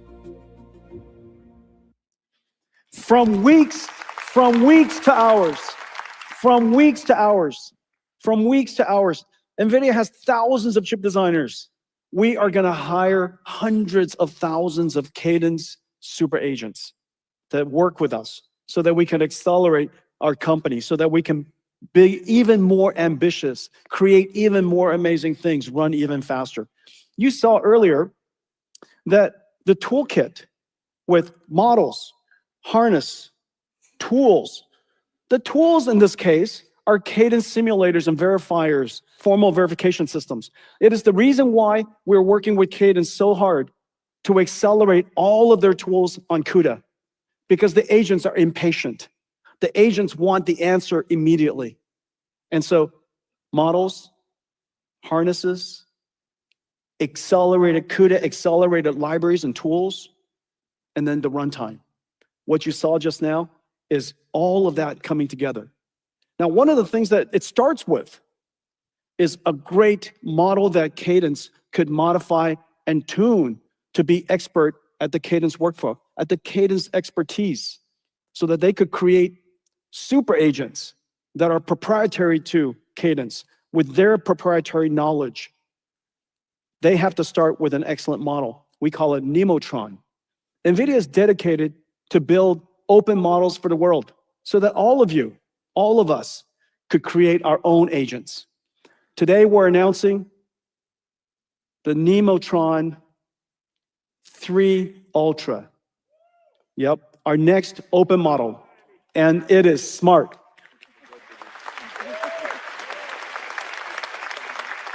The Nemotron models not only give you the model, we give you all the data that we use to train the model. And because we have a coalition of incredible partners, you can see all of our partners down here, we work together, contribute data to each other. Nemotron is trained on one of the largest suites of long-running reasoning models, long-running tool, task-solving, tool-using data sets in the world because of all of our great partnerships. All of this from the model, the training script, and the data made completely available to you. This is open models at its best. The best open model system policies in the world. Simple goal is so that you can take all of it, add to it, make it even better, make it yours. Nemotron 3 Ultra is 5 times faster. This is the world's first model based on a hybrid architecture of SSM, state space models, with mixture of experts. The architecture is incredibly fast. We made it fast so that you could think fast. When you think fast, you could think longer at the same cost. So 5 times faster. It is also 30% cheaper, 30% lower cost to run in total flops and total inference time than even the most cost-effective in the world. We're comparing against the world's best open models. Frontier Smart, 5 times faster, 30% cheaper, completely open. We're completely dedicated to this. This is now Nemotron 3. We're currently working on Nemotron 4.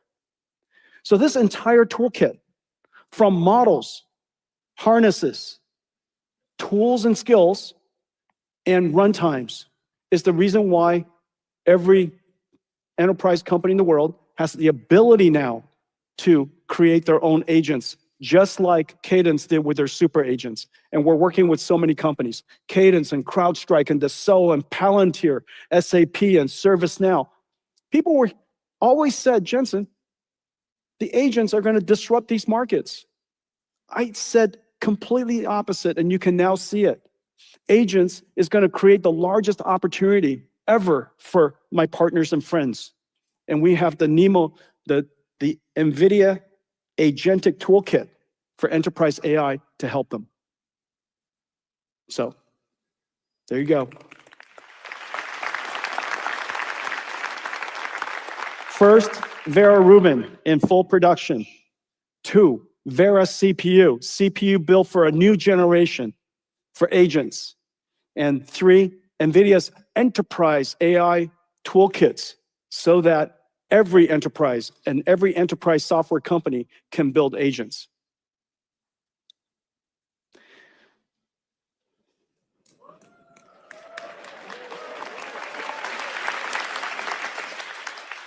My relationship with you started here. And many of my friends and partners here in Taiwan, your companies started here. This is, in a lot of ways, the beginning of the modern computer industry, 40 years now. NVIDIA is 33 years old. The PC industry was already starting to get to Windows 1 and Windows 2 and Apple 1 and Apple 2. And by the time that we came along, Windows 3.1 was the PC. And as you know, Windows 95 made PC personal. It took PC from enterprises, companies, and made it into a consumer electronics device. Everybody should have one, and everybody does. This is the beginning. This computing platform did several things incredibly smart. Windows was not just disaggregated, as you know. Windows was properly abstracted. It was architected just right. Systems BIOSes, open chipsets, the operating system with drivers that could be connected and installed at runtime, and an abstraction layer with a multimedia API that opened up the PC to what we all know today. Each one of these elements were essential in making the PC so popular. 40 years later, Microsoft and NVIDIA are going to reinvent the PC. This is going to be the new PC. Now, tomorrow night, I think it's tomorrow night our time, but I'm going to be with Satya, where we're going to talk a lot more about the work that we're doing together. Microsoft and NVIDIA, over the last 3 years, it took this long to completely reinvent how the PC is going to work so that we could be ready for this moment. As I mentioned earlier, that compute pattern called the agent is going to run in AI clouds. It's going to run inside enterprises. It is also going to run on your PC. What's going to happen to that PC when it has an autonomous agent? An agent that's helping you, that understands you. You could talk to it. It could look at you. You could ask it to read files, go help you do some research. It could do a lot more that I'll show you.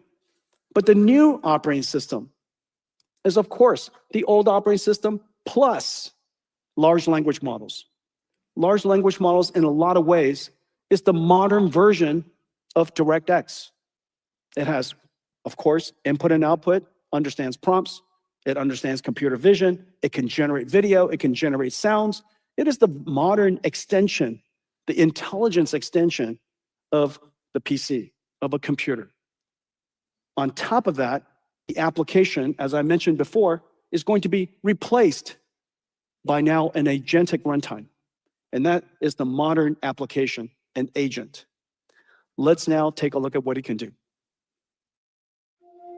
It started with a spark, an idea, to reimagine the PC for the first time in 40 years, for the age of AI. What becomes of our personal computer in a world of agents? Agents running natively, connected to models, local or in the cloud. Our personal AI, sandboxed for security, running continuously, getting work done. The chips and the OS must evolve. Introducing RTX Spark. Everything we've learned over 33 years, distilled into one chip. Blackwell RTX GPU with 6,144 CUDA cores, 1 petaflop of AI performance. A custom 20-core Grace CPU, built in partnership with MediaTek. Fused by NVLink. 128 gigabytes of unified memory, TSMC 3 nanometer process, 70 billion transistors, and in close collaboration with Microsoft, a Windows platform for agents. We're reinventing the personal computer for creating, for gaming, for agents. This is the dawn of a new personal computing revolution.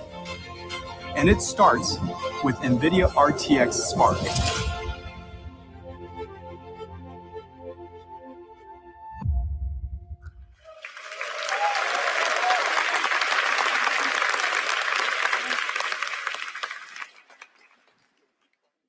Here it is.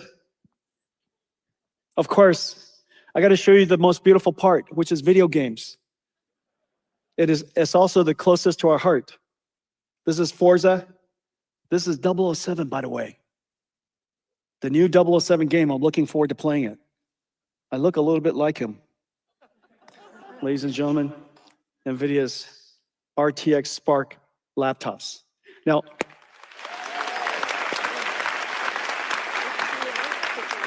thank you.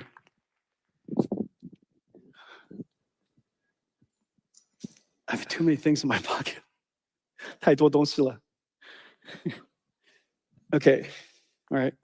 This is the most amazing chip the world has ever built. This is the N1X that we built in partnership with MediaTek. I think I saw Rick earlier. This is N1X. This is a beautiful chip. This is a chip that, frankly, would take 33 years to build. And the reason for that is because 100% of NVIDIA software stack runs here. If you want to run digital biology, no problem. If you want to do seismic processing, no problem. You want astrophysics, no problem. Everything associated with CUDA, all the physics, all the biology, all the genomics, all the AI, no problem. All the computer graphics, no problem. Every single application NVIDIA has ever created and every single application that Windows has ever run. Microsoft and NVIDIA meticulously optimized everything so that this computer literally runs everything the world has ever created, plus it now runs agents. An incredible computer. I'm so proud of it.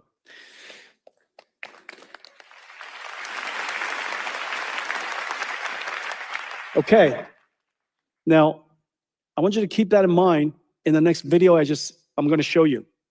Just imagine everything here is going to run on your PC. Now that computer could have a local Nemotron 3 Ultra model or Nemotron 3 Super model, or it could have Claude Code or Codex or some other model in the cloud or something on the network, and it's going to work and do something amazing. Let's play it. Every house starts as an idea. Getting from idea to design takes a myriad of tools, expertise, and a lot of time. Now, an agent running locally on RTX Spark can help me design a house using the tools on my laptop with an OpenShell sandbox, running the Hermes harness connected to Claude Sonnet in the cloud. I select the site, share my concept sketches and mood board of styles to inspire my design, and the prompt, a text description of the requirements and the design intent. My agent goes to work. Using the tools on my laptop, it opens Rhino and starts modeling the site, shaping terrain, setbacks, and the building envelope. Then it proposes building forms, optimized for cost, comfort, and quality. With the form defined, my agent generates the interior layout. Walls, circulation, rooms begin to take shape. I jump in whenever I want, to adjust, to change. Doors, windows, and structural elements are placed automatically. My agent detects its own mistakes and fixes them. When I approve, the agent exports the model from Rhino into Blender. Materials and object properties transfer with the design context intact. I fine-tune the materials, get the look just right. Then, I pick the shots. Blender renders the house.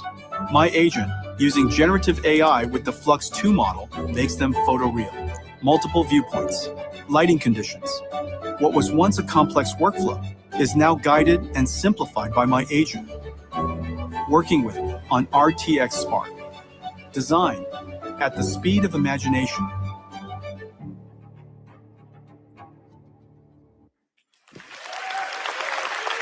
PC in the world of agents.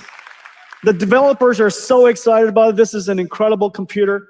All of the acceleration, all the software capabilities associated with it, working with every developer to make it incredible for all of you. The next one, Adobe. Incredible tool suite, of course, used by tens of millions of people around the world. They have re-engineered the architecture, the core of Adobe Photoshop and Premiere, and they'll release it for RTX Spark. It is twice as fast. It's already fast. Now it's going to be twice as fast. And it's also designed to be agent-friendly. With its MCP server, it can now interact with agents on your laptop. The number of customers, the number of partners that are so excited to bring RTX Spark to the market is just incredible. You know, this is the first across the lineup of PC reinvention for 40 years. And I'm just so happy that all of you and the ecosystem around the world has joined us. This is basically everybody.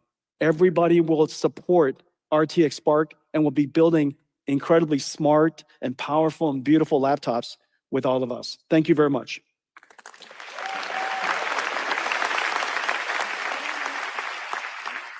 But that's not all. That's not all.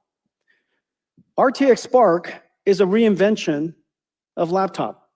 But in fact, Microsoft and NVIDIA is reinventing all of PC. And today we're announcing a whole new line. 3 revolutionary Windows machines covering desktop, laptop, and workstations. All 100% Windows compatible, 100% CUDA, 100% NVIDIA AI Tensor Core. Everything that runs, that you see that runs on NVIDIA in all these different platforms around the world runs here. This is the first completely re-engineered, reinvented line of PCs that has happened in 40 years. Now, what's really amazing is this. So this is the RTX Spark laptop. This is the desktop. So this one's from MSI. Joseph, this one's yours. Okay, look how beautiful it is. This agent could run 24/7, meter free. And you could download your agent. You could raise your lobster in here. This is your claw. It's running all the time. No meter anxiety. And it's sitting here connected to your whole house, connected to your laptop, connected to your display, all the cameras, your dryer, your water cooler, your water heater, your everything, whatever you want. Your security system, all connected to this, and this becomes your personal AI, your personal AI agent. And it gets smarter and smarter and smarter over time, because today we have Nemotron 3 Ultra, tomorrow we have Nemotron 4, and then Nemotron 5, Nemotron 6, and we just keep getting it smarter and smarter and smarter. And meanwhile, this is sitting at home helping you do things. If you want to book a travel, no problem. And if you want an incredible system, this is a DGX station for Windows, compatible with Windows, runs everything in Windows, and it has 768 gigabytes of memory. And so you could run a trillion parameter model. This is unbelievable. 20 petaflops, 8 terabytes per second of memory bandwidth, and this sits by your desk. You basically, if you're a developer of large language models, you're a developer of agents, having this sit by your desk gives you all the compute you need, and then when you deploy it, you put it into the cloud. Now, there's something that, if you look at this and think about this, something is happening here. Remember, 15, 20 years ago, we used to have an idea called a phone. Today, we have an idea called a PC. Today, when you think about your phone, the one thing you don't do with it is make phone calls. You do just about everything else. And so that phone means something very different to you than a phone of the past. I am certain what's going to happen here is that the PC 10 years from now and the PC that you think about today, a tool, whether you launch applications, click and type, and this PC is going to be completely different. Here's my theory. I can totally imagine, just as every house today has a home theater, where many houses have home theaters, big TVs, lawnmowers, dishwashers. I could totally imagine that someday there's actually an AI supercomputer in your house. And it's running all of your agents, it's running all of your assistants. And they're doing all kinds of things for you all the time. And you have to have it in your house, just like you have a home theater in your house, you have stereos in your house, you have game consoles in your house. You would have AI agent computers running in your house.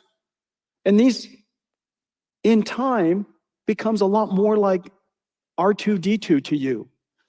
It becomes more like C3PO to you than it feels like a PC to you. There is no question this reinvention of the computer is as big of a deal as the reinvention of the phone into what we now know as the smartphone.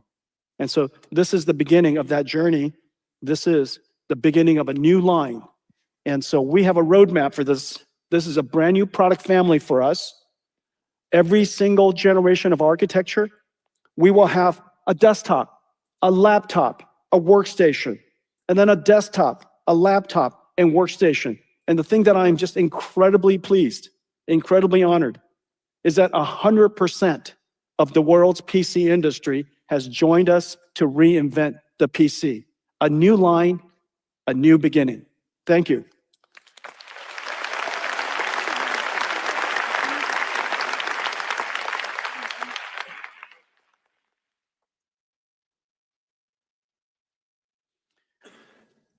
As you know, agentic AI is just a digital robot. It understands, it reasons, it plans, and it acts and uses tools. Agentic AI is going to run across all of these computers. And you've seen me talk about each and every one of these over time.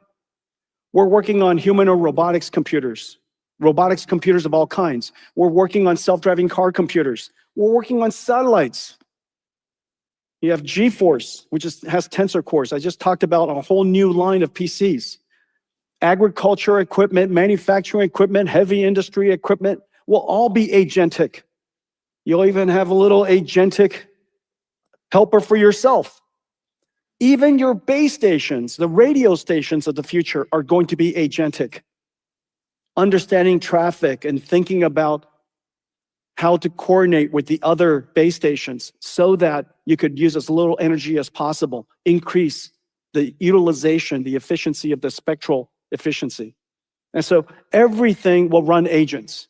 Today, NVIDIA is largely in the center, but I am pretty certain that there will be tens of billions, hundreds of billions over time of agentic systems, agentic computers that are going to be running around the world. The biggest problem is data.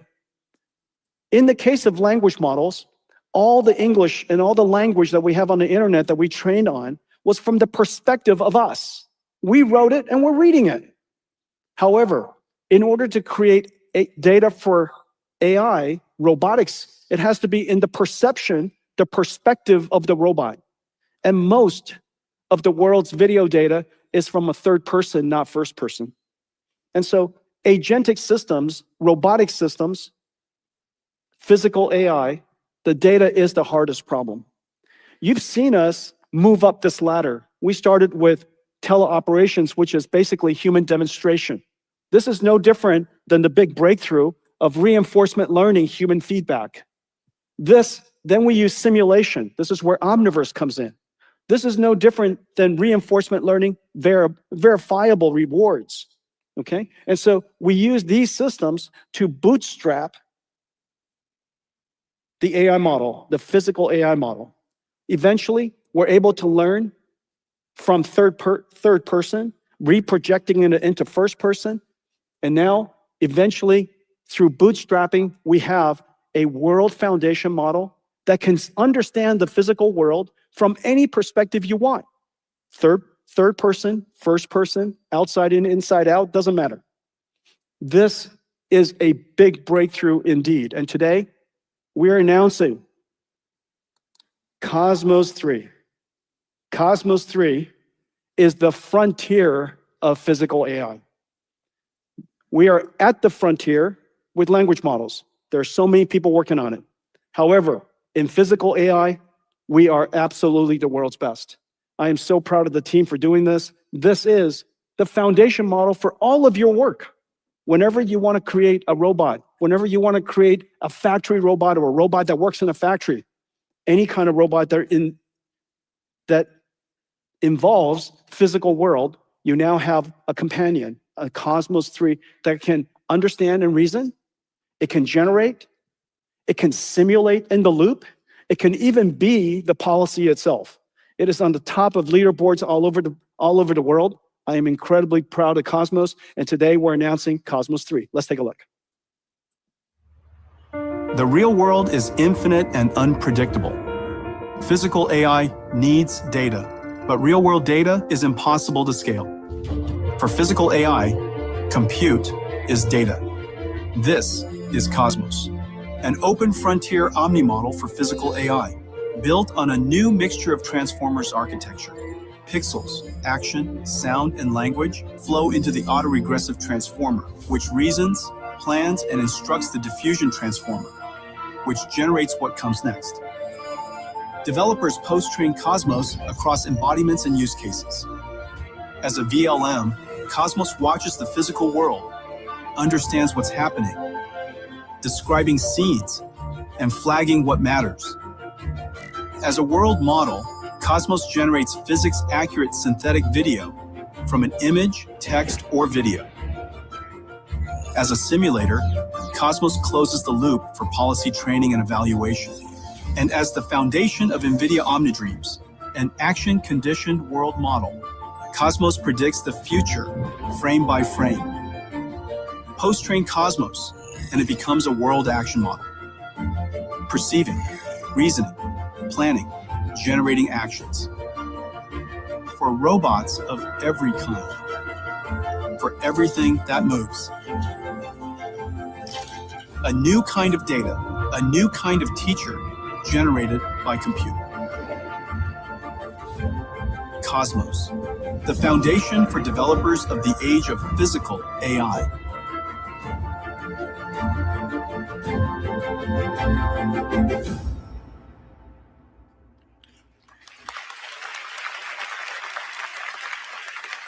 It takes data plus compute, gives you AI.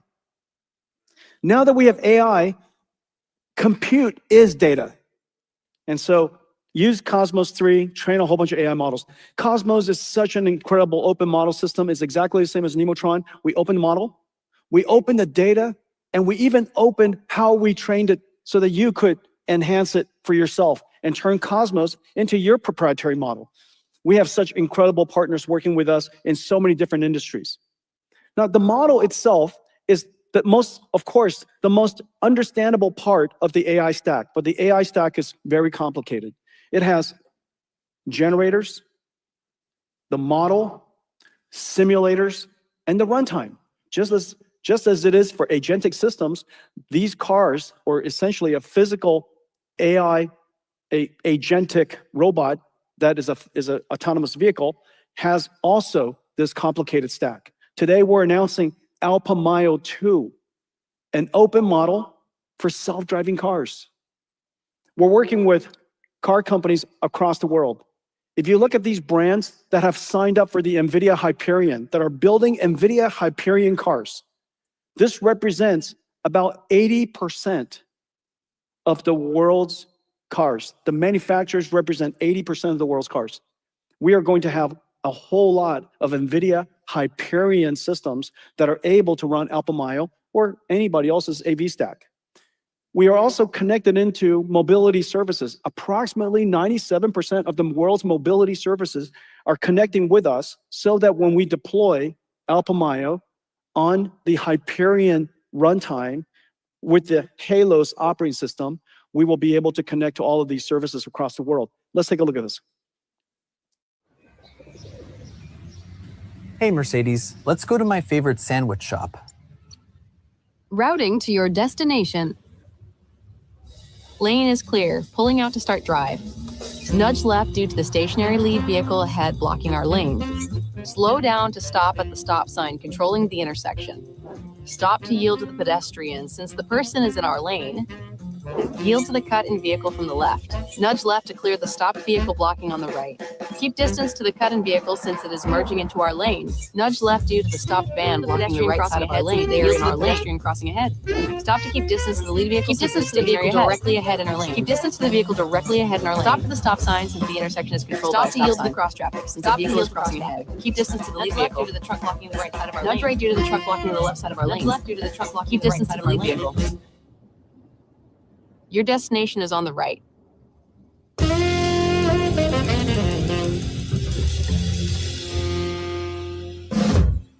Alpamayo, the world's first reasoning autonomous vehicle. If you let it talk all the time, it will drive you crazy.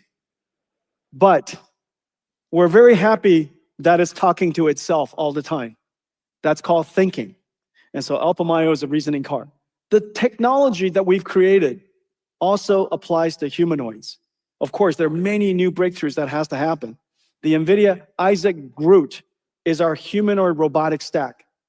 Model, data generation, simulation, the runtime, including the operating system. This represents GR00T platform, the Isaac GR00T platform. Every one of our systems, as you can see, the exact same pattern, whether it's agentic system for the cloud, agentic system for the PC, a robotic system for a self-driving car, a robotic system for a human or robot, all the same. And of course, in every single case, we build everything completely. We build everything vertically, completely, integrated with co-design, extreme co-design, and then we open it up for everybody to use whichever part you like. And whatever you want to use, we even help you modify. But the one thing that is missing is we need a reference platform for robotic systems. These robotic systems are so complicated, so many motors, so many sensors, so fragile, and yet we need to have a way to deliver these reference platforms just like we do with PCs and DGXs and clouds and self-driving cars. We now are going to do it for robots. Today, we're announcing the NVIDIA Isaac GR00T, a reference humanoid robot, all fully integrated. 25 degrees of freedom on each hand, made by Sharpa. 31 degrees of freedom on the robot. 6 feet, 150 pounds, just like me. The first number is shorter, the second number is bigger. Otherwise, pretty close. And this platform runs the new Thor and our entire software stack. Data generation stack, data simulation stack, the runtime, all integrated into a robot that is designed for everyone to use. Now, we built this for higher education and university researchers because for them to build this is insanely hard to do. And so let's take a look at that. The next leap in AI is general purpose robots, humanoids. But building one is hard. Every team starts from scratch, stitching together simulators, teleop systems, data pipelines, and training infrastructure. Months of setup before research can start. NVIDIA Isaac GR00T, an open development platform for humanoid robots. Open models, simulation and training libraries, and data generators. Plus, the robot computer. fully pipe clean, ready to go in hours. First, set up the simulation environment in Isaac Lab. Capture demonstrations with Isaac Teleop on a real or simulated robot. Generate synthetic data with Omniverse and Cosmos, scaling one demonstration into thousands. Train policies. Evaluate them in Isaac Lab Arena. Deploy through Isaac Ross, running on Jetson Thor.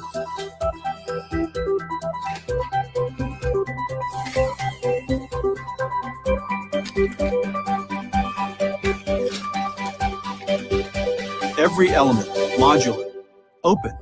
Use ours or swap in your own. Groot is powering robotics research across every discipline, for every domain, from research labs to factory floors. One open platform.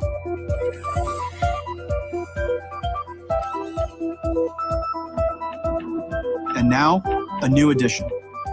Isaac Groot Reference Design Robots. Built on NVIDIA's open platform. Ready for frontier research, for any lab, anywhere. The age of robotics starts here. NVIDIA Isaac Groot. So many robots.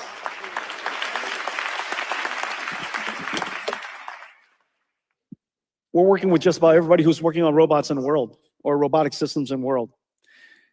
Let me tell you what I told you. The computer industry has been completely changed. In the last 6 months, everything changed. Everything changed because agents were realized and it converged with the latest frontier models, and it made possible the AI to now do useful work. The computing pattern will repeat over and over and over again. This computing pattern of an agent that's a model, a harness that uses tools with skills and runs in a runtime. That runtime depends on whether it's in the cloud or on-prem, on a PC, or in a robot. But the computing pattern is exactly the same for all of them.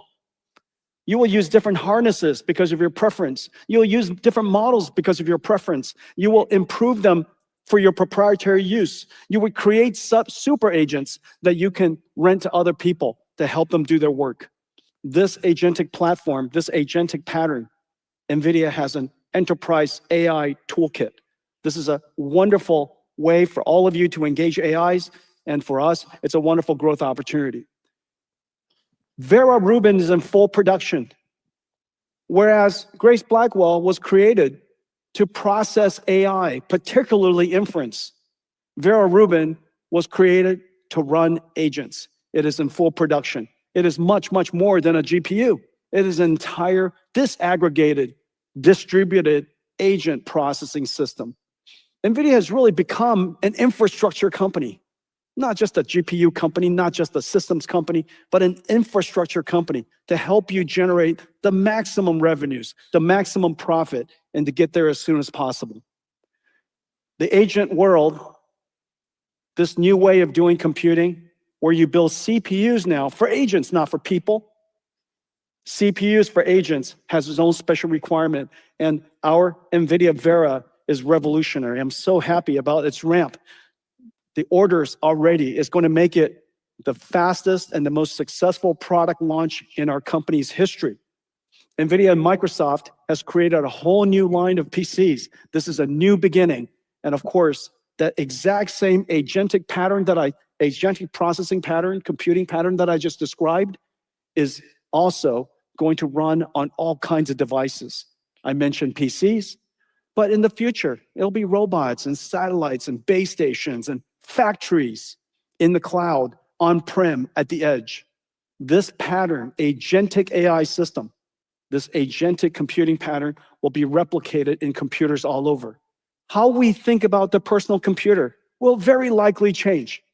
I want to thank all of you for your partnership, your friendship. We couldn't be here without everything that we do together.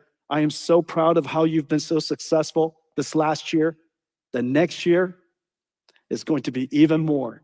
I have one more thing for you. Let's take a look.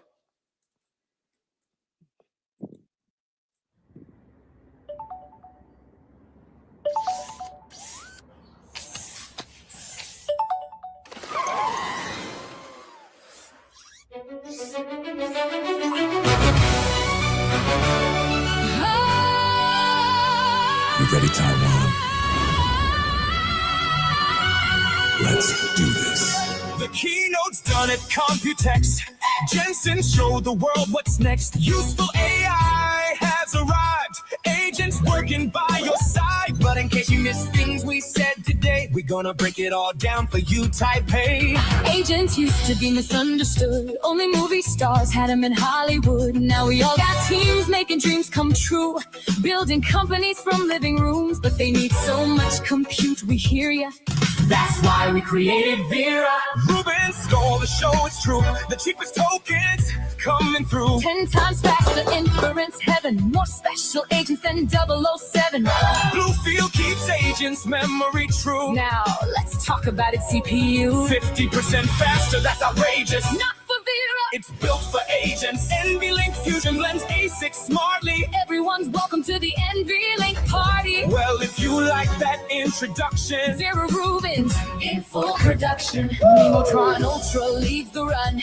5x faster work gets done. Mimo Cloud keeps the guardrails right. OpenShell keeps the sandbox tight. your code migrated and reviewed. All before this song is through. AI is a 5-layer cake. Compute revenue, make no mistake. Global AI clouds build lots of gigawatts. ESX keeps power lean, connecting dots. Every watt optimized for you, So you can have your cake. can eat it too.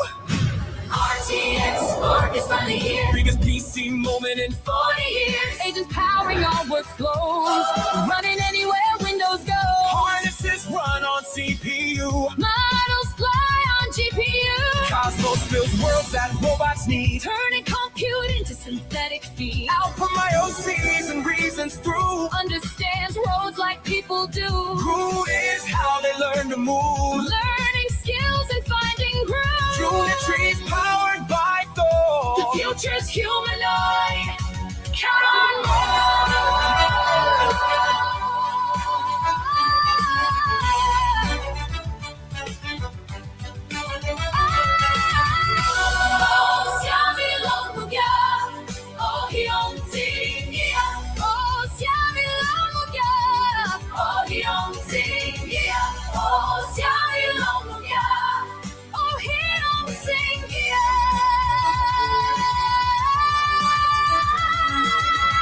The future's bright. Come see what's next. Thank you, Taiwan. Welcome to COMPUTEX.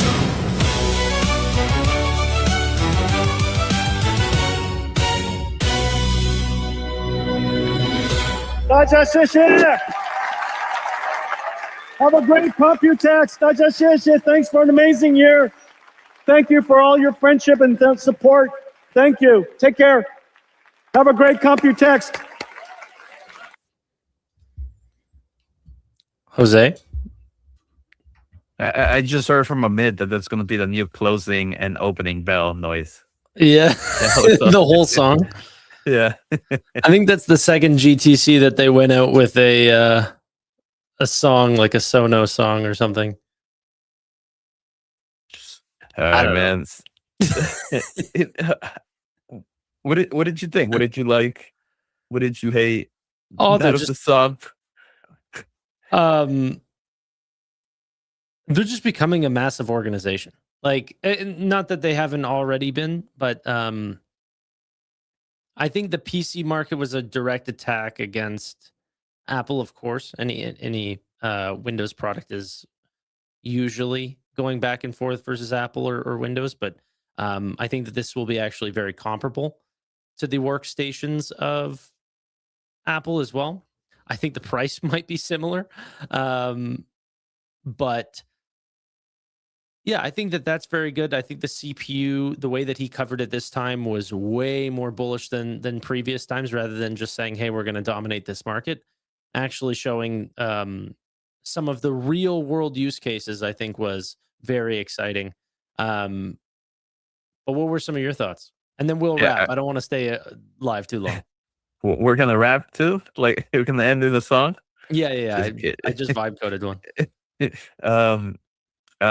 Yeah, I mean, with the CPU space, like you mentioned, I thought it was pretty cool because we saw third-party numbers, right? I think all those numbers that they gave for third-party, and then the kind of code that this, even though it's an ARM-based CPU, is actually very competitive to the x86 market for I guess those selected workloads, right? That the Vera is meant for.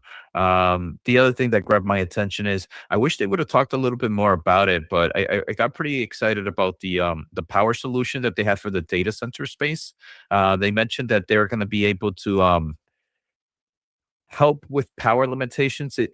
Jensen has actually talked about it in the past that when you're a data center, you actually have like extra power that you're not supposed to use Right. because you need to have it for emergencies. But it seems like they're creating something that you can kind of detect when an emergency is coming and shut down in between. So that can help dramatically in percentage, because sometimes he's mentioned it's like 20-30% extra power that you're just not using. So that's an extra 20-30% more GPUs per data center. So I hope we hear a little bit more about that in the upcoming shows. I don't know if there's a Q&A session today or later this week on that. And then what else caught my attention? So it was the power, it was the CPU, obviously the Windows side. I feel like there was one more thing, but I can't remember. It's too late. I'm not gonna not lie. I think I nodded off a few times during the keynote. Yeah, no, yeah, there's definitely peak power on the data centers, and whenever you're not in peak, you kind of have to build for that oversupply. I think CoreWeave's talked about this a couple times, just like the complexity of the data centers that people don't think about it very often. But yeah, overall, it's great. I think this would be a great time to say that we'll probably both have recaps tomorrow, rather than trying to talk through exhaustion. But it was actually a great GTC, and I think the market liked it a lot more than last. Yeah, I was surprised about the consumer base. I did have a question though. It seemed like this DGX, I forget what they call this. Is Spark? No, not DGX. It's just a Spark chip. They're going to do one for every generation. What I thought was interesting is we're starting with the Vera Rubin in the data center side, but it seems like the Spark was on a Blackwell side. So it's like, how much of a delay is it going to be? And does it make sense to buy one right now, or are we going to get the Vera Rubin version like in 6 months from now? Yeah, I even thought that was interesting that even on the consumer side, we're going to have Grace and Vera. I would have expected that it's a different series or something like this, but I guess it's the same architecture. It's all the bad chips that with low yields from TSMC just put into the consumer side. Yeah, no, exactly. They're like, oh, we printed this one bad. All right, well, off to the consumer chips. Brand new, state of the art. Yeah. Okay, ladies and gentlemen, that was myself and Jose. Well, actually, it wasn't really any of us. It was Jensen. But in case you liked our reactions during the videos, you can give us a follow at Future Investing or at Jose Najarro. And that's it from us. Thank you all so much for watching. Really do appreciate your time. Good night.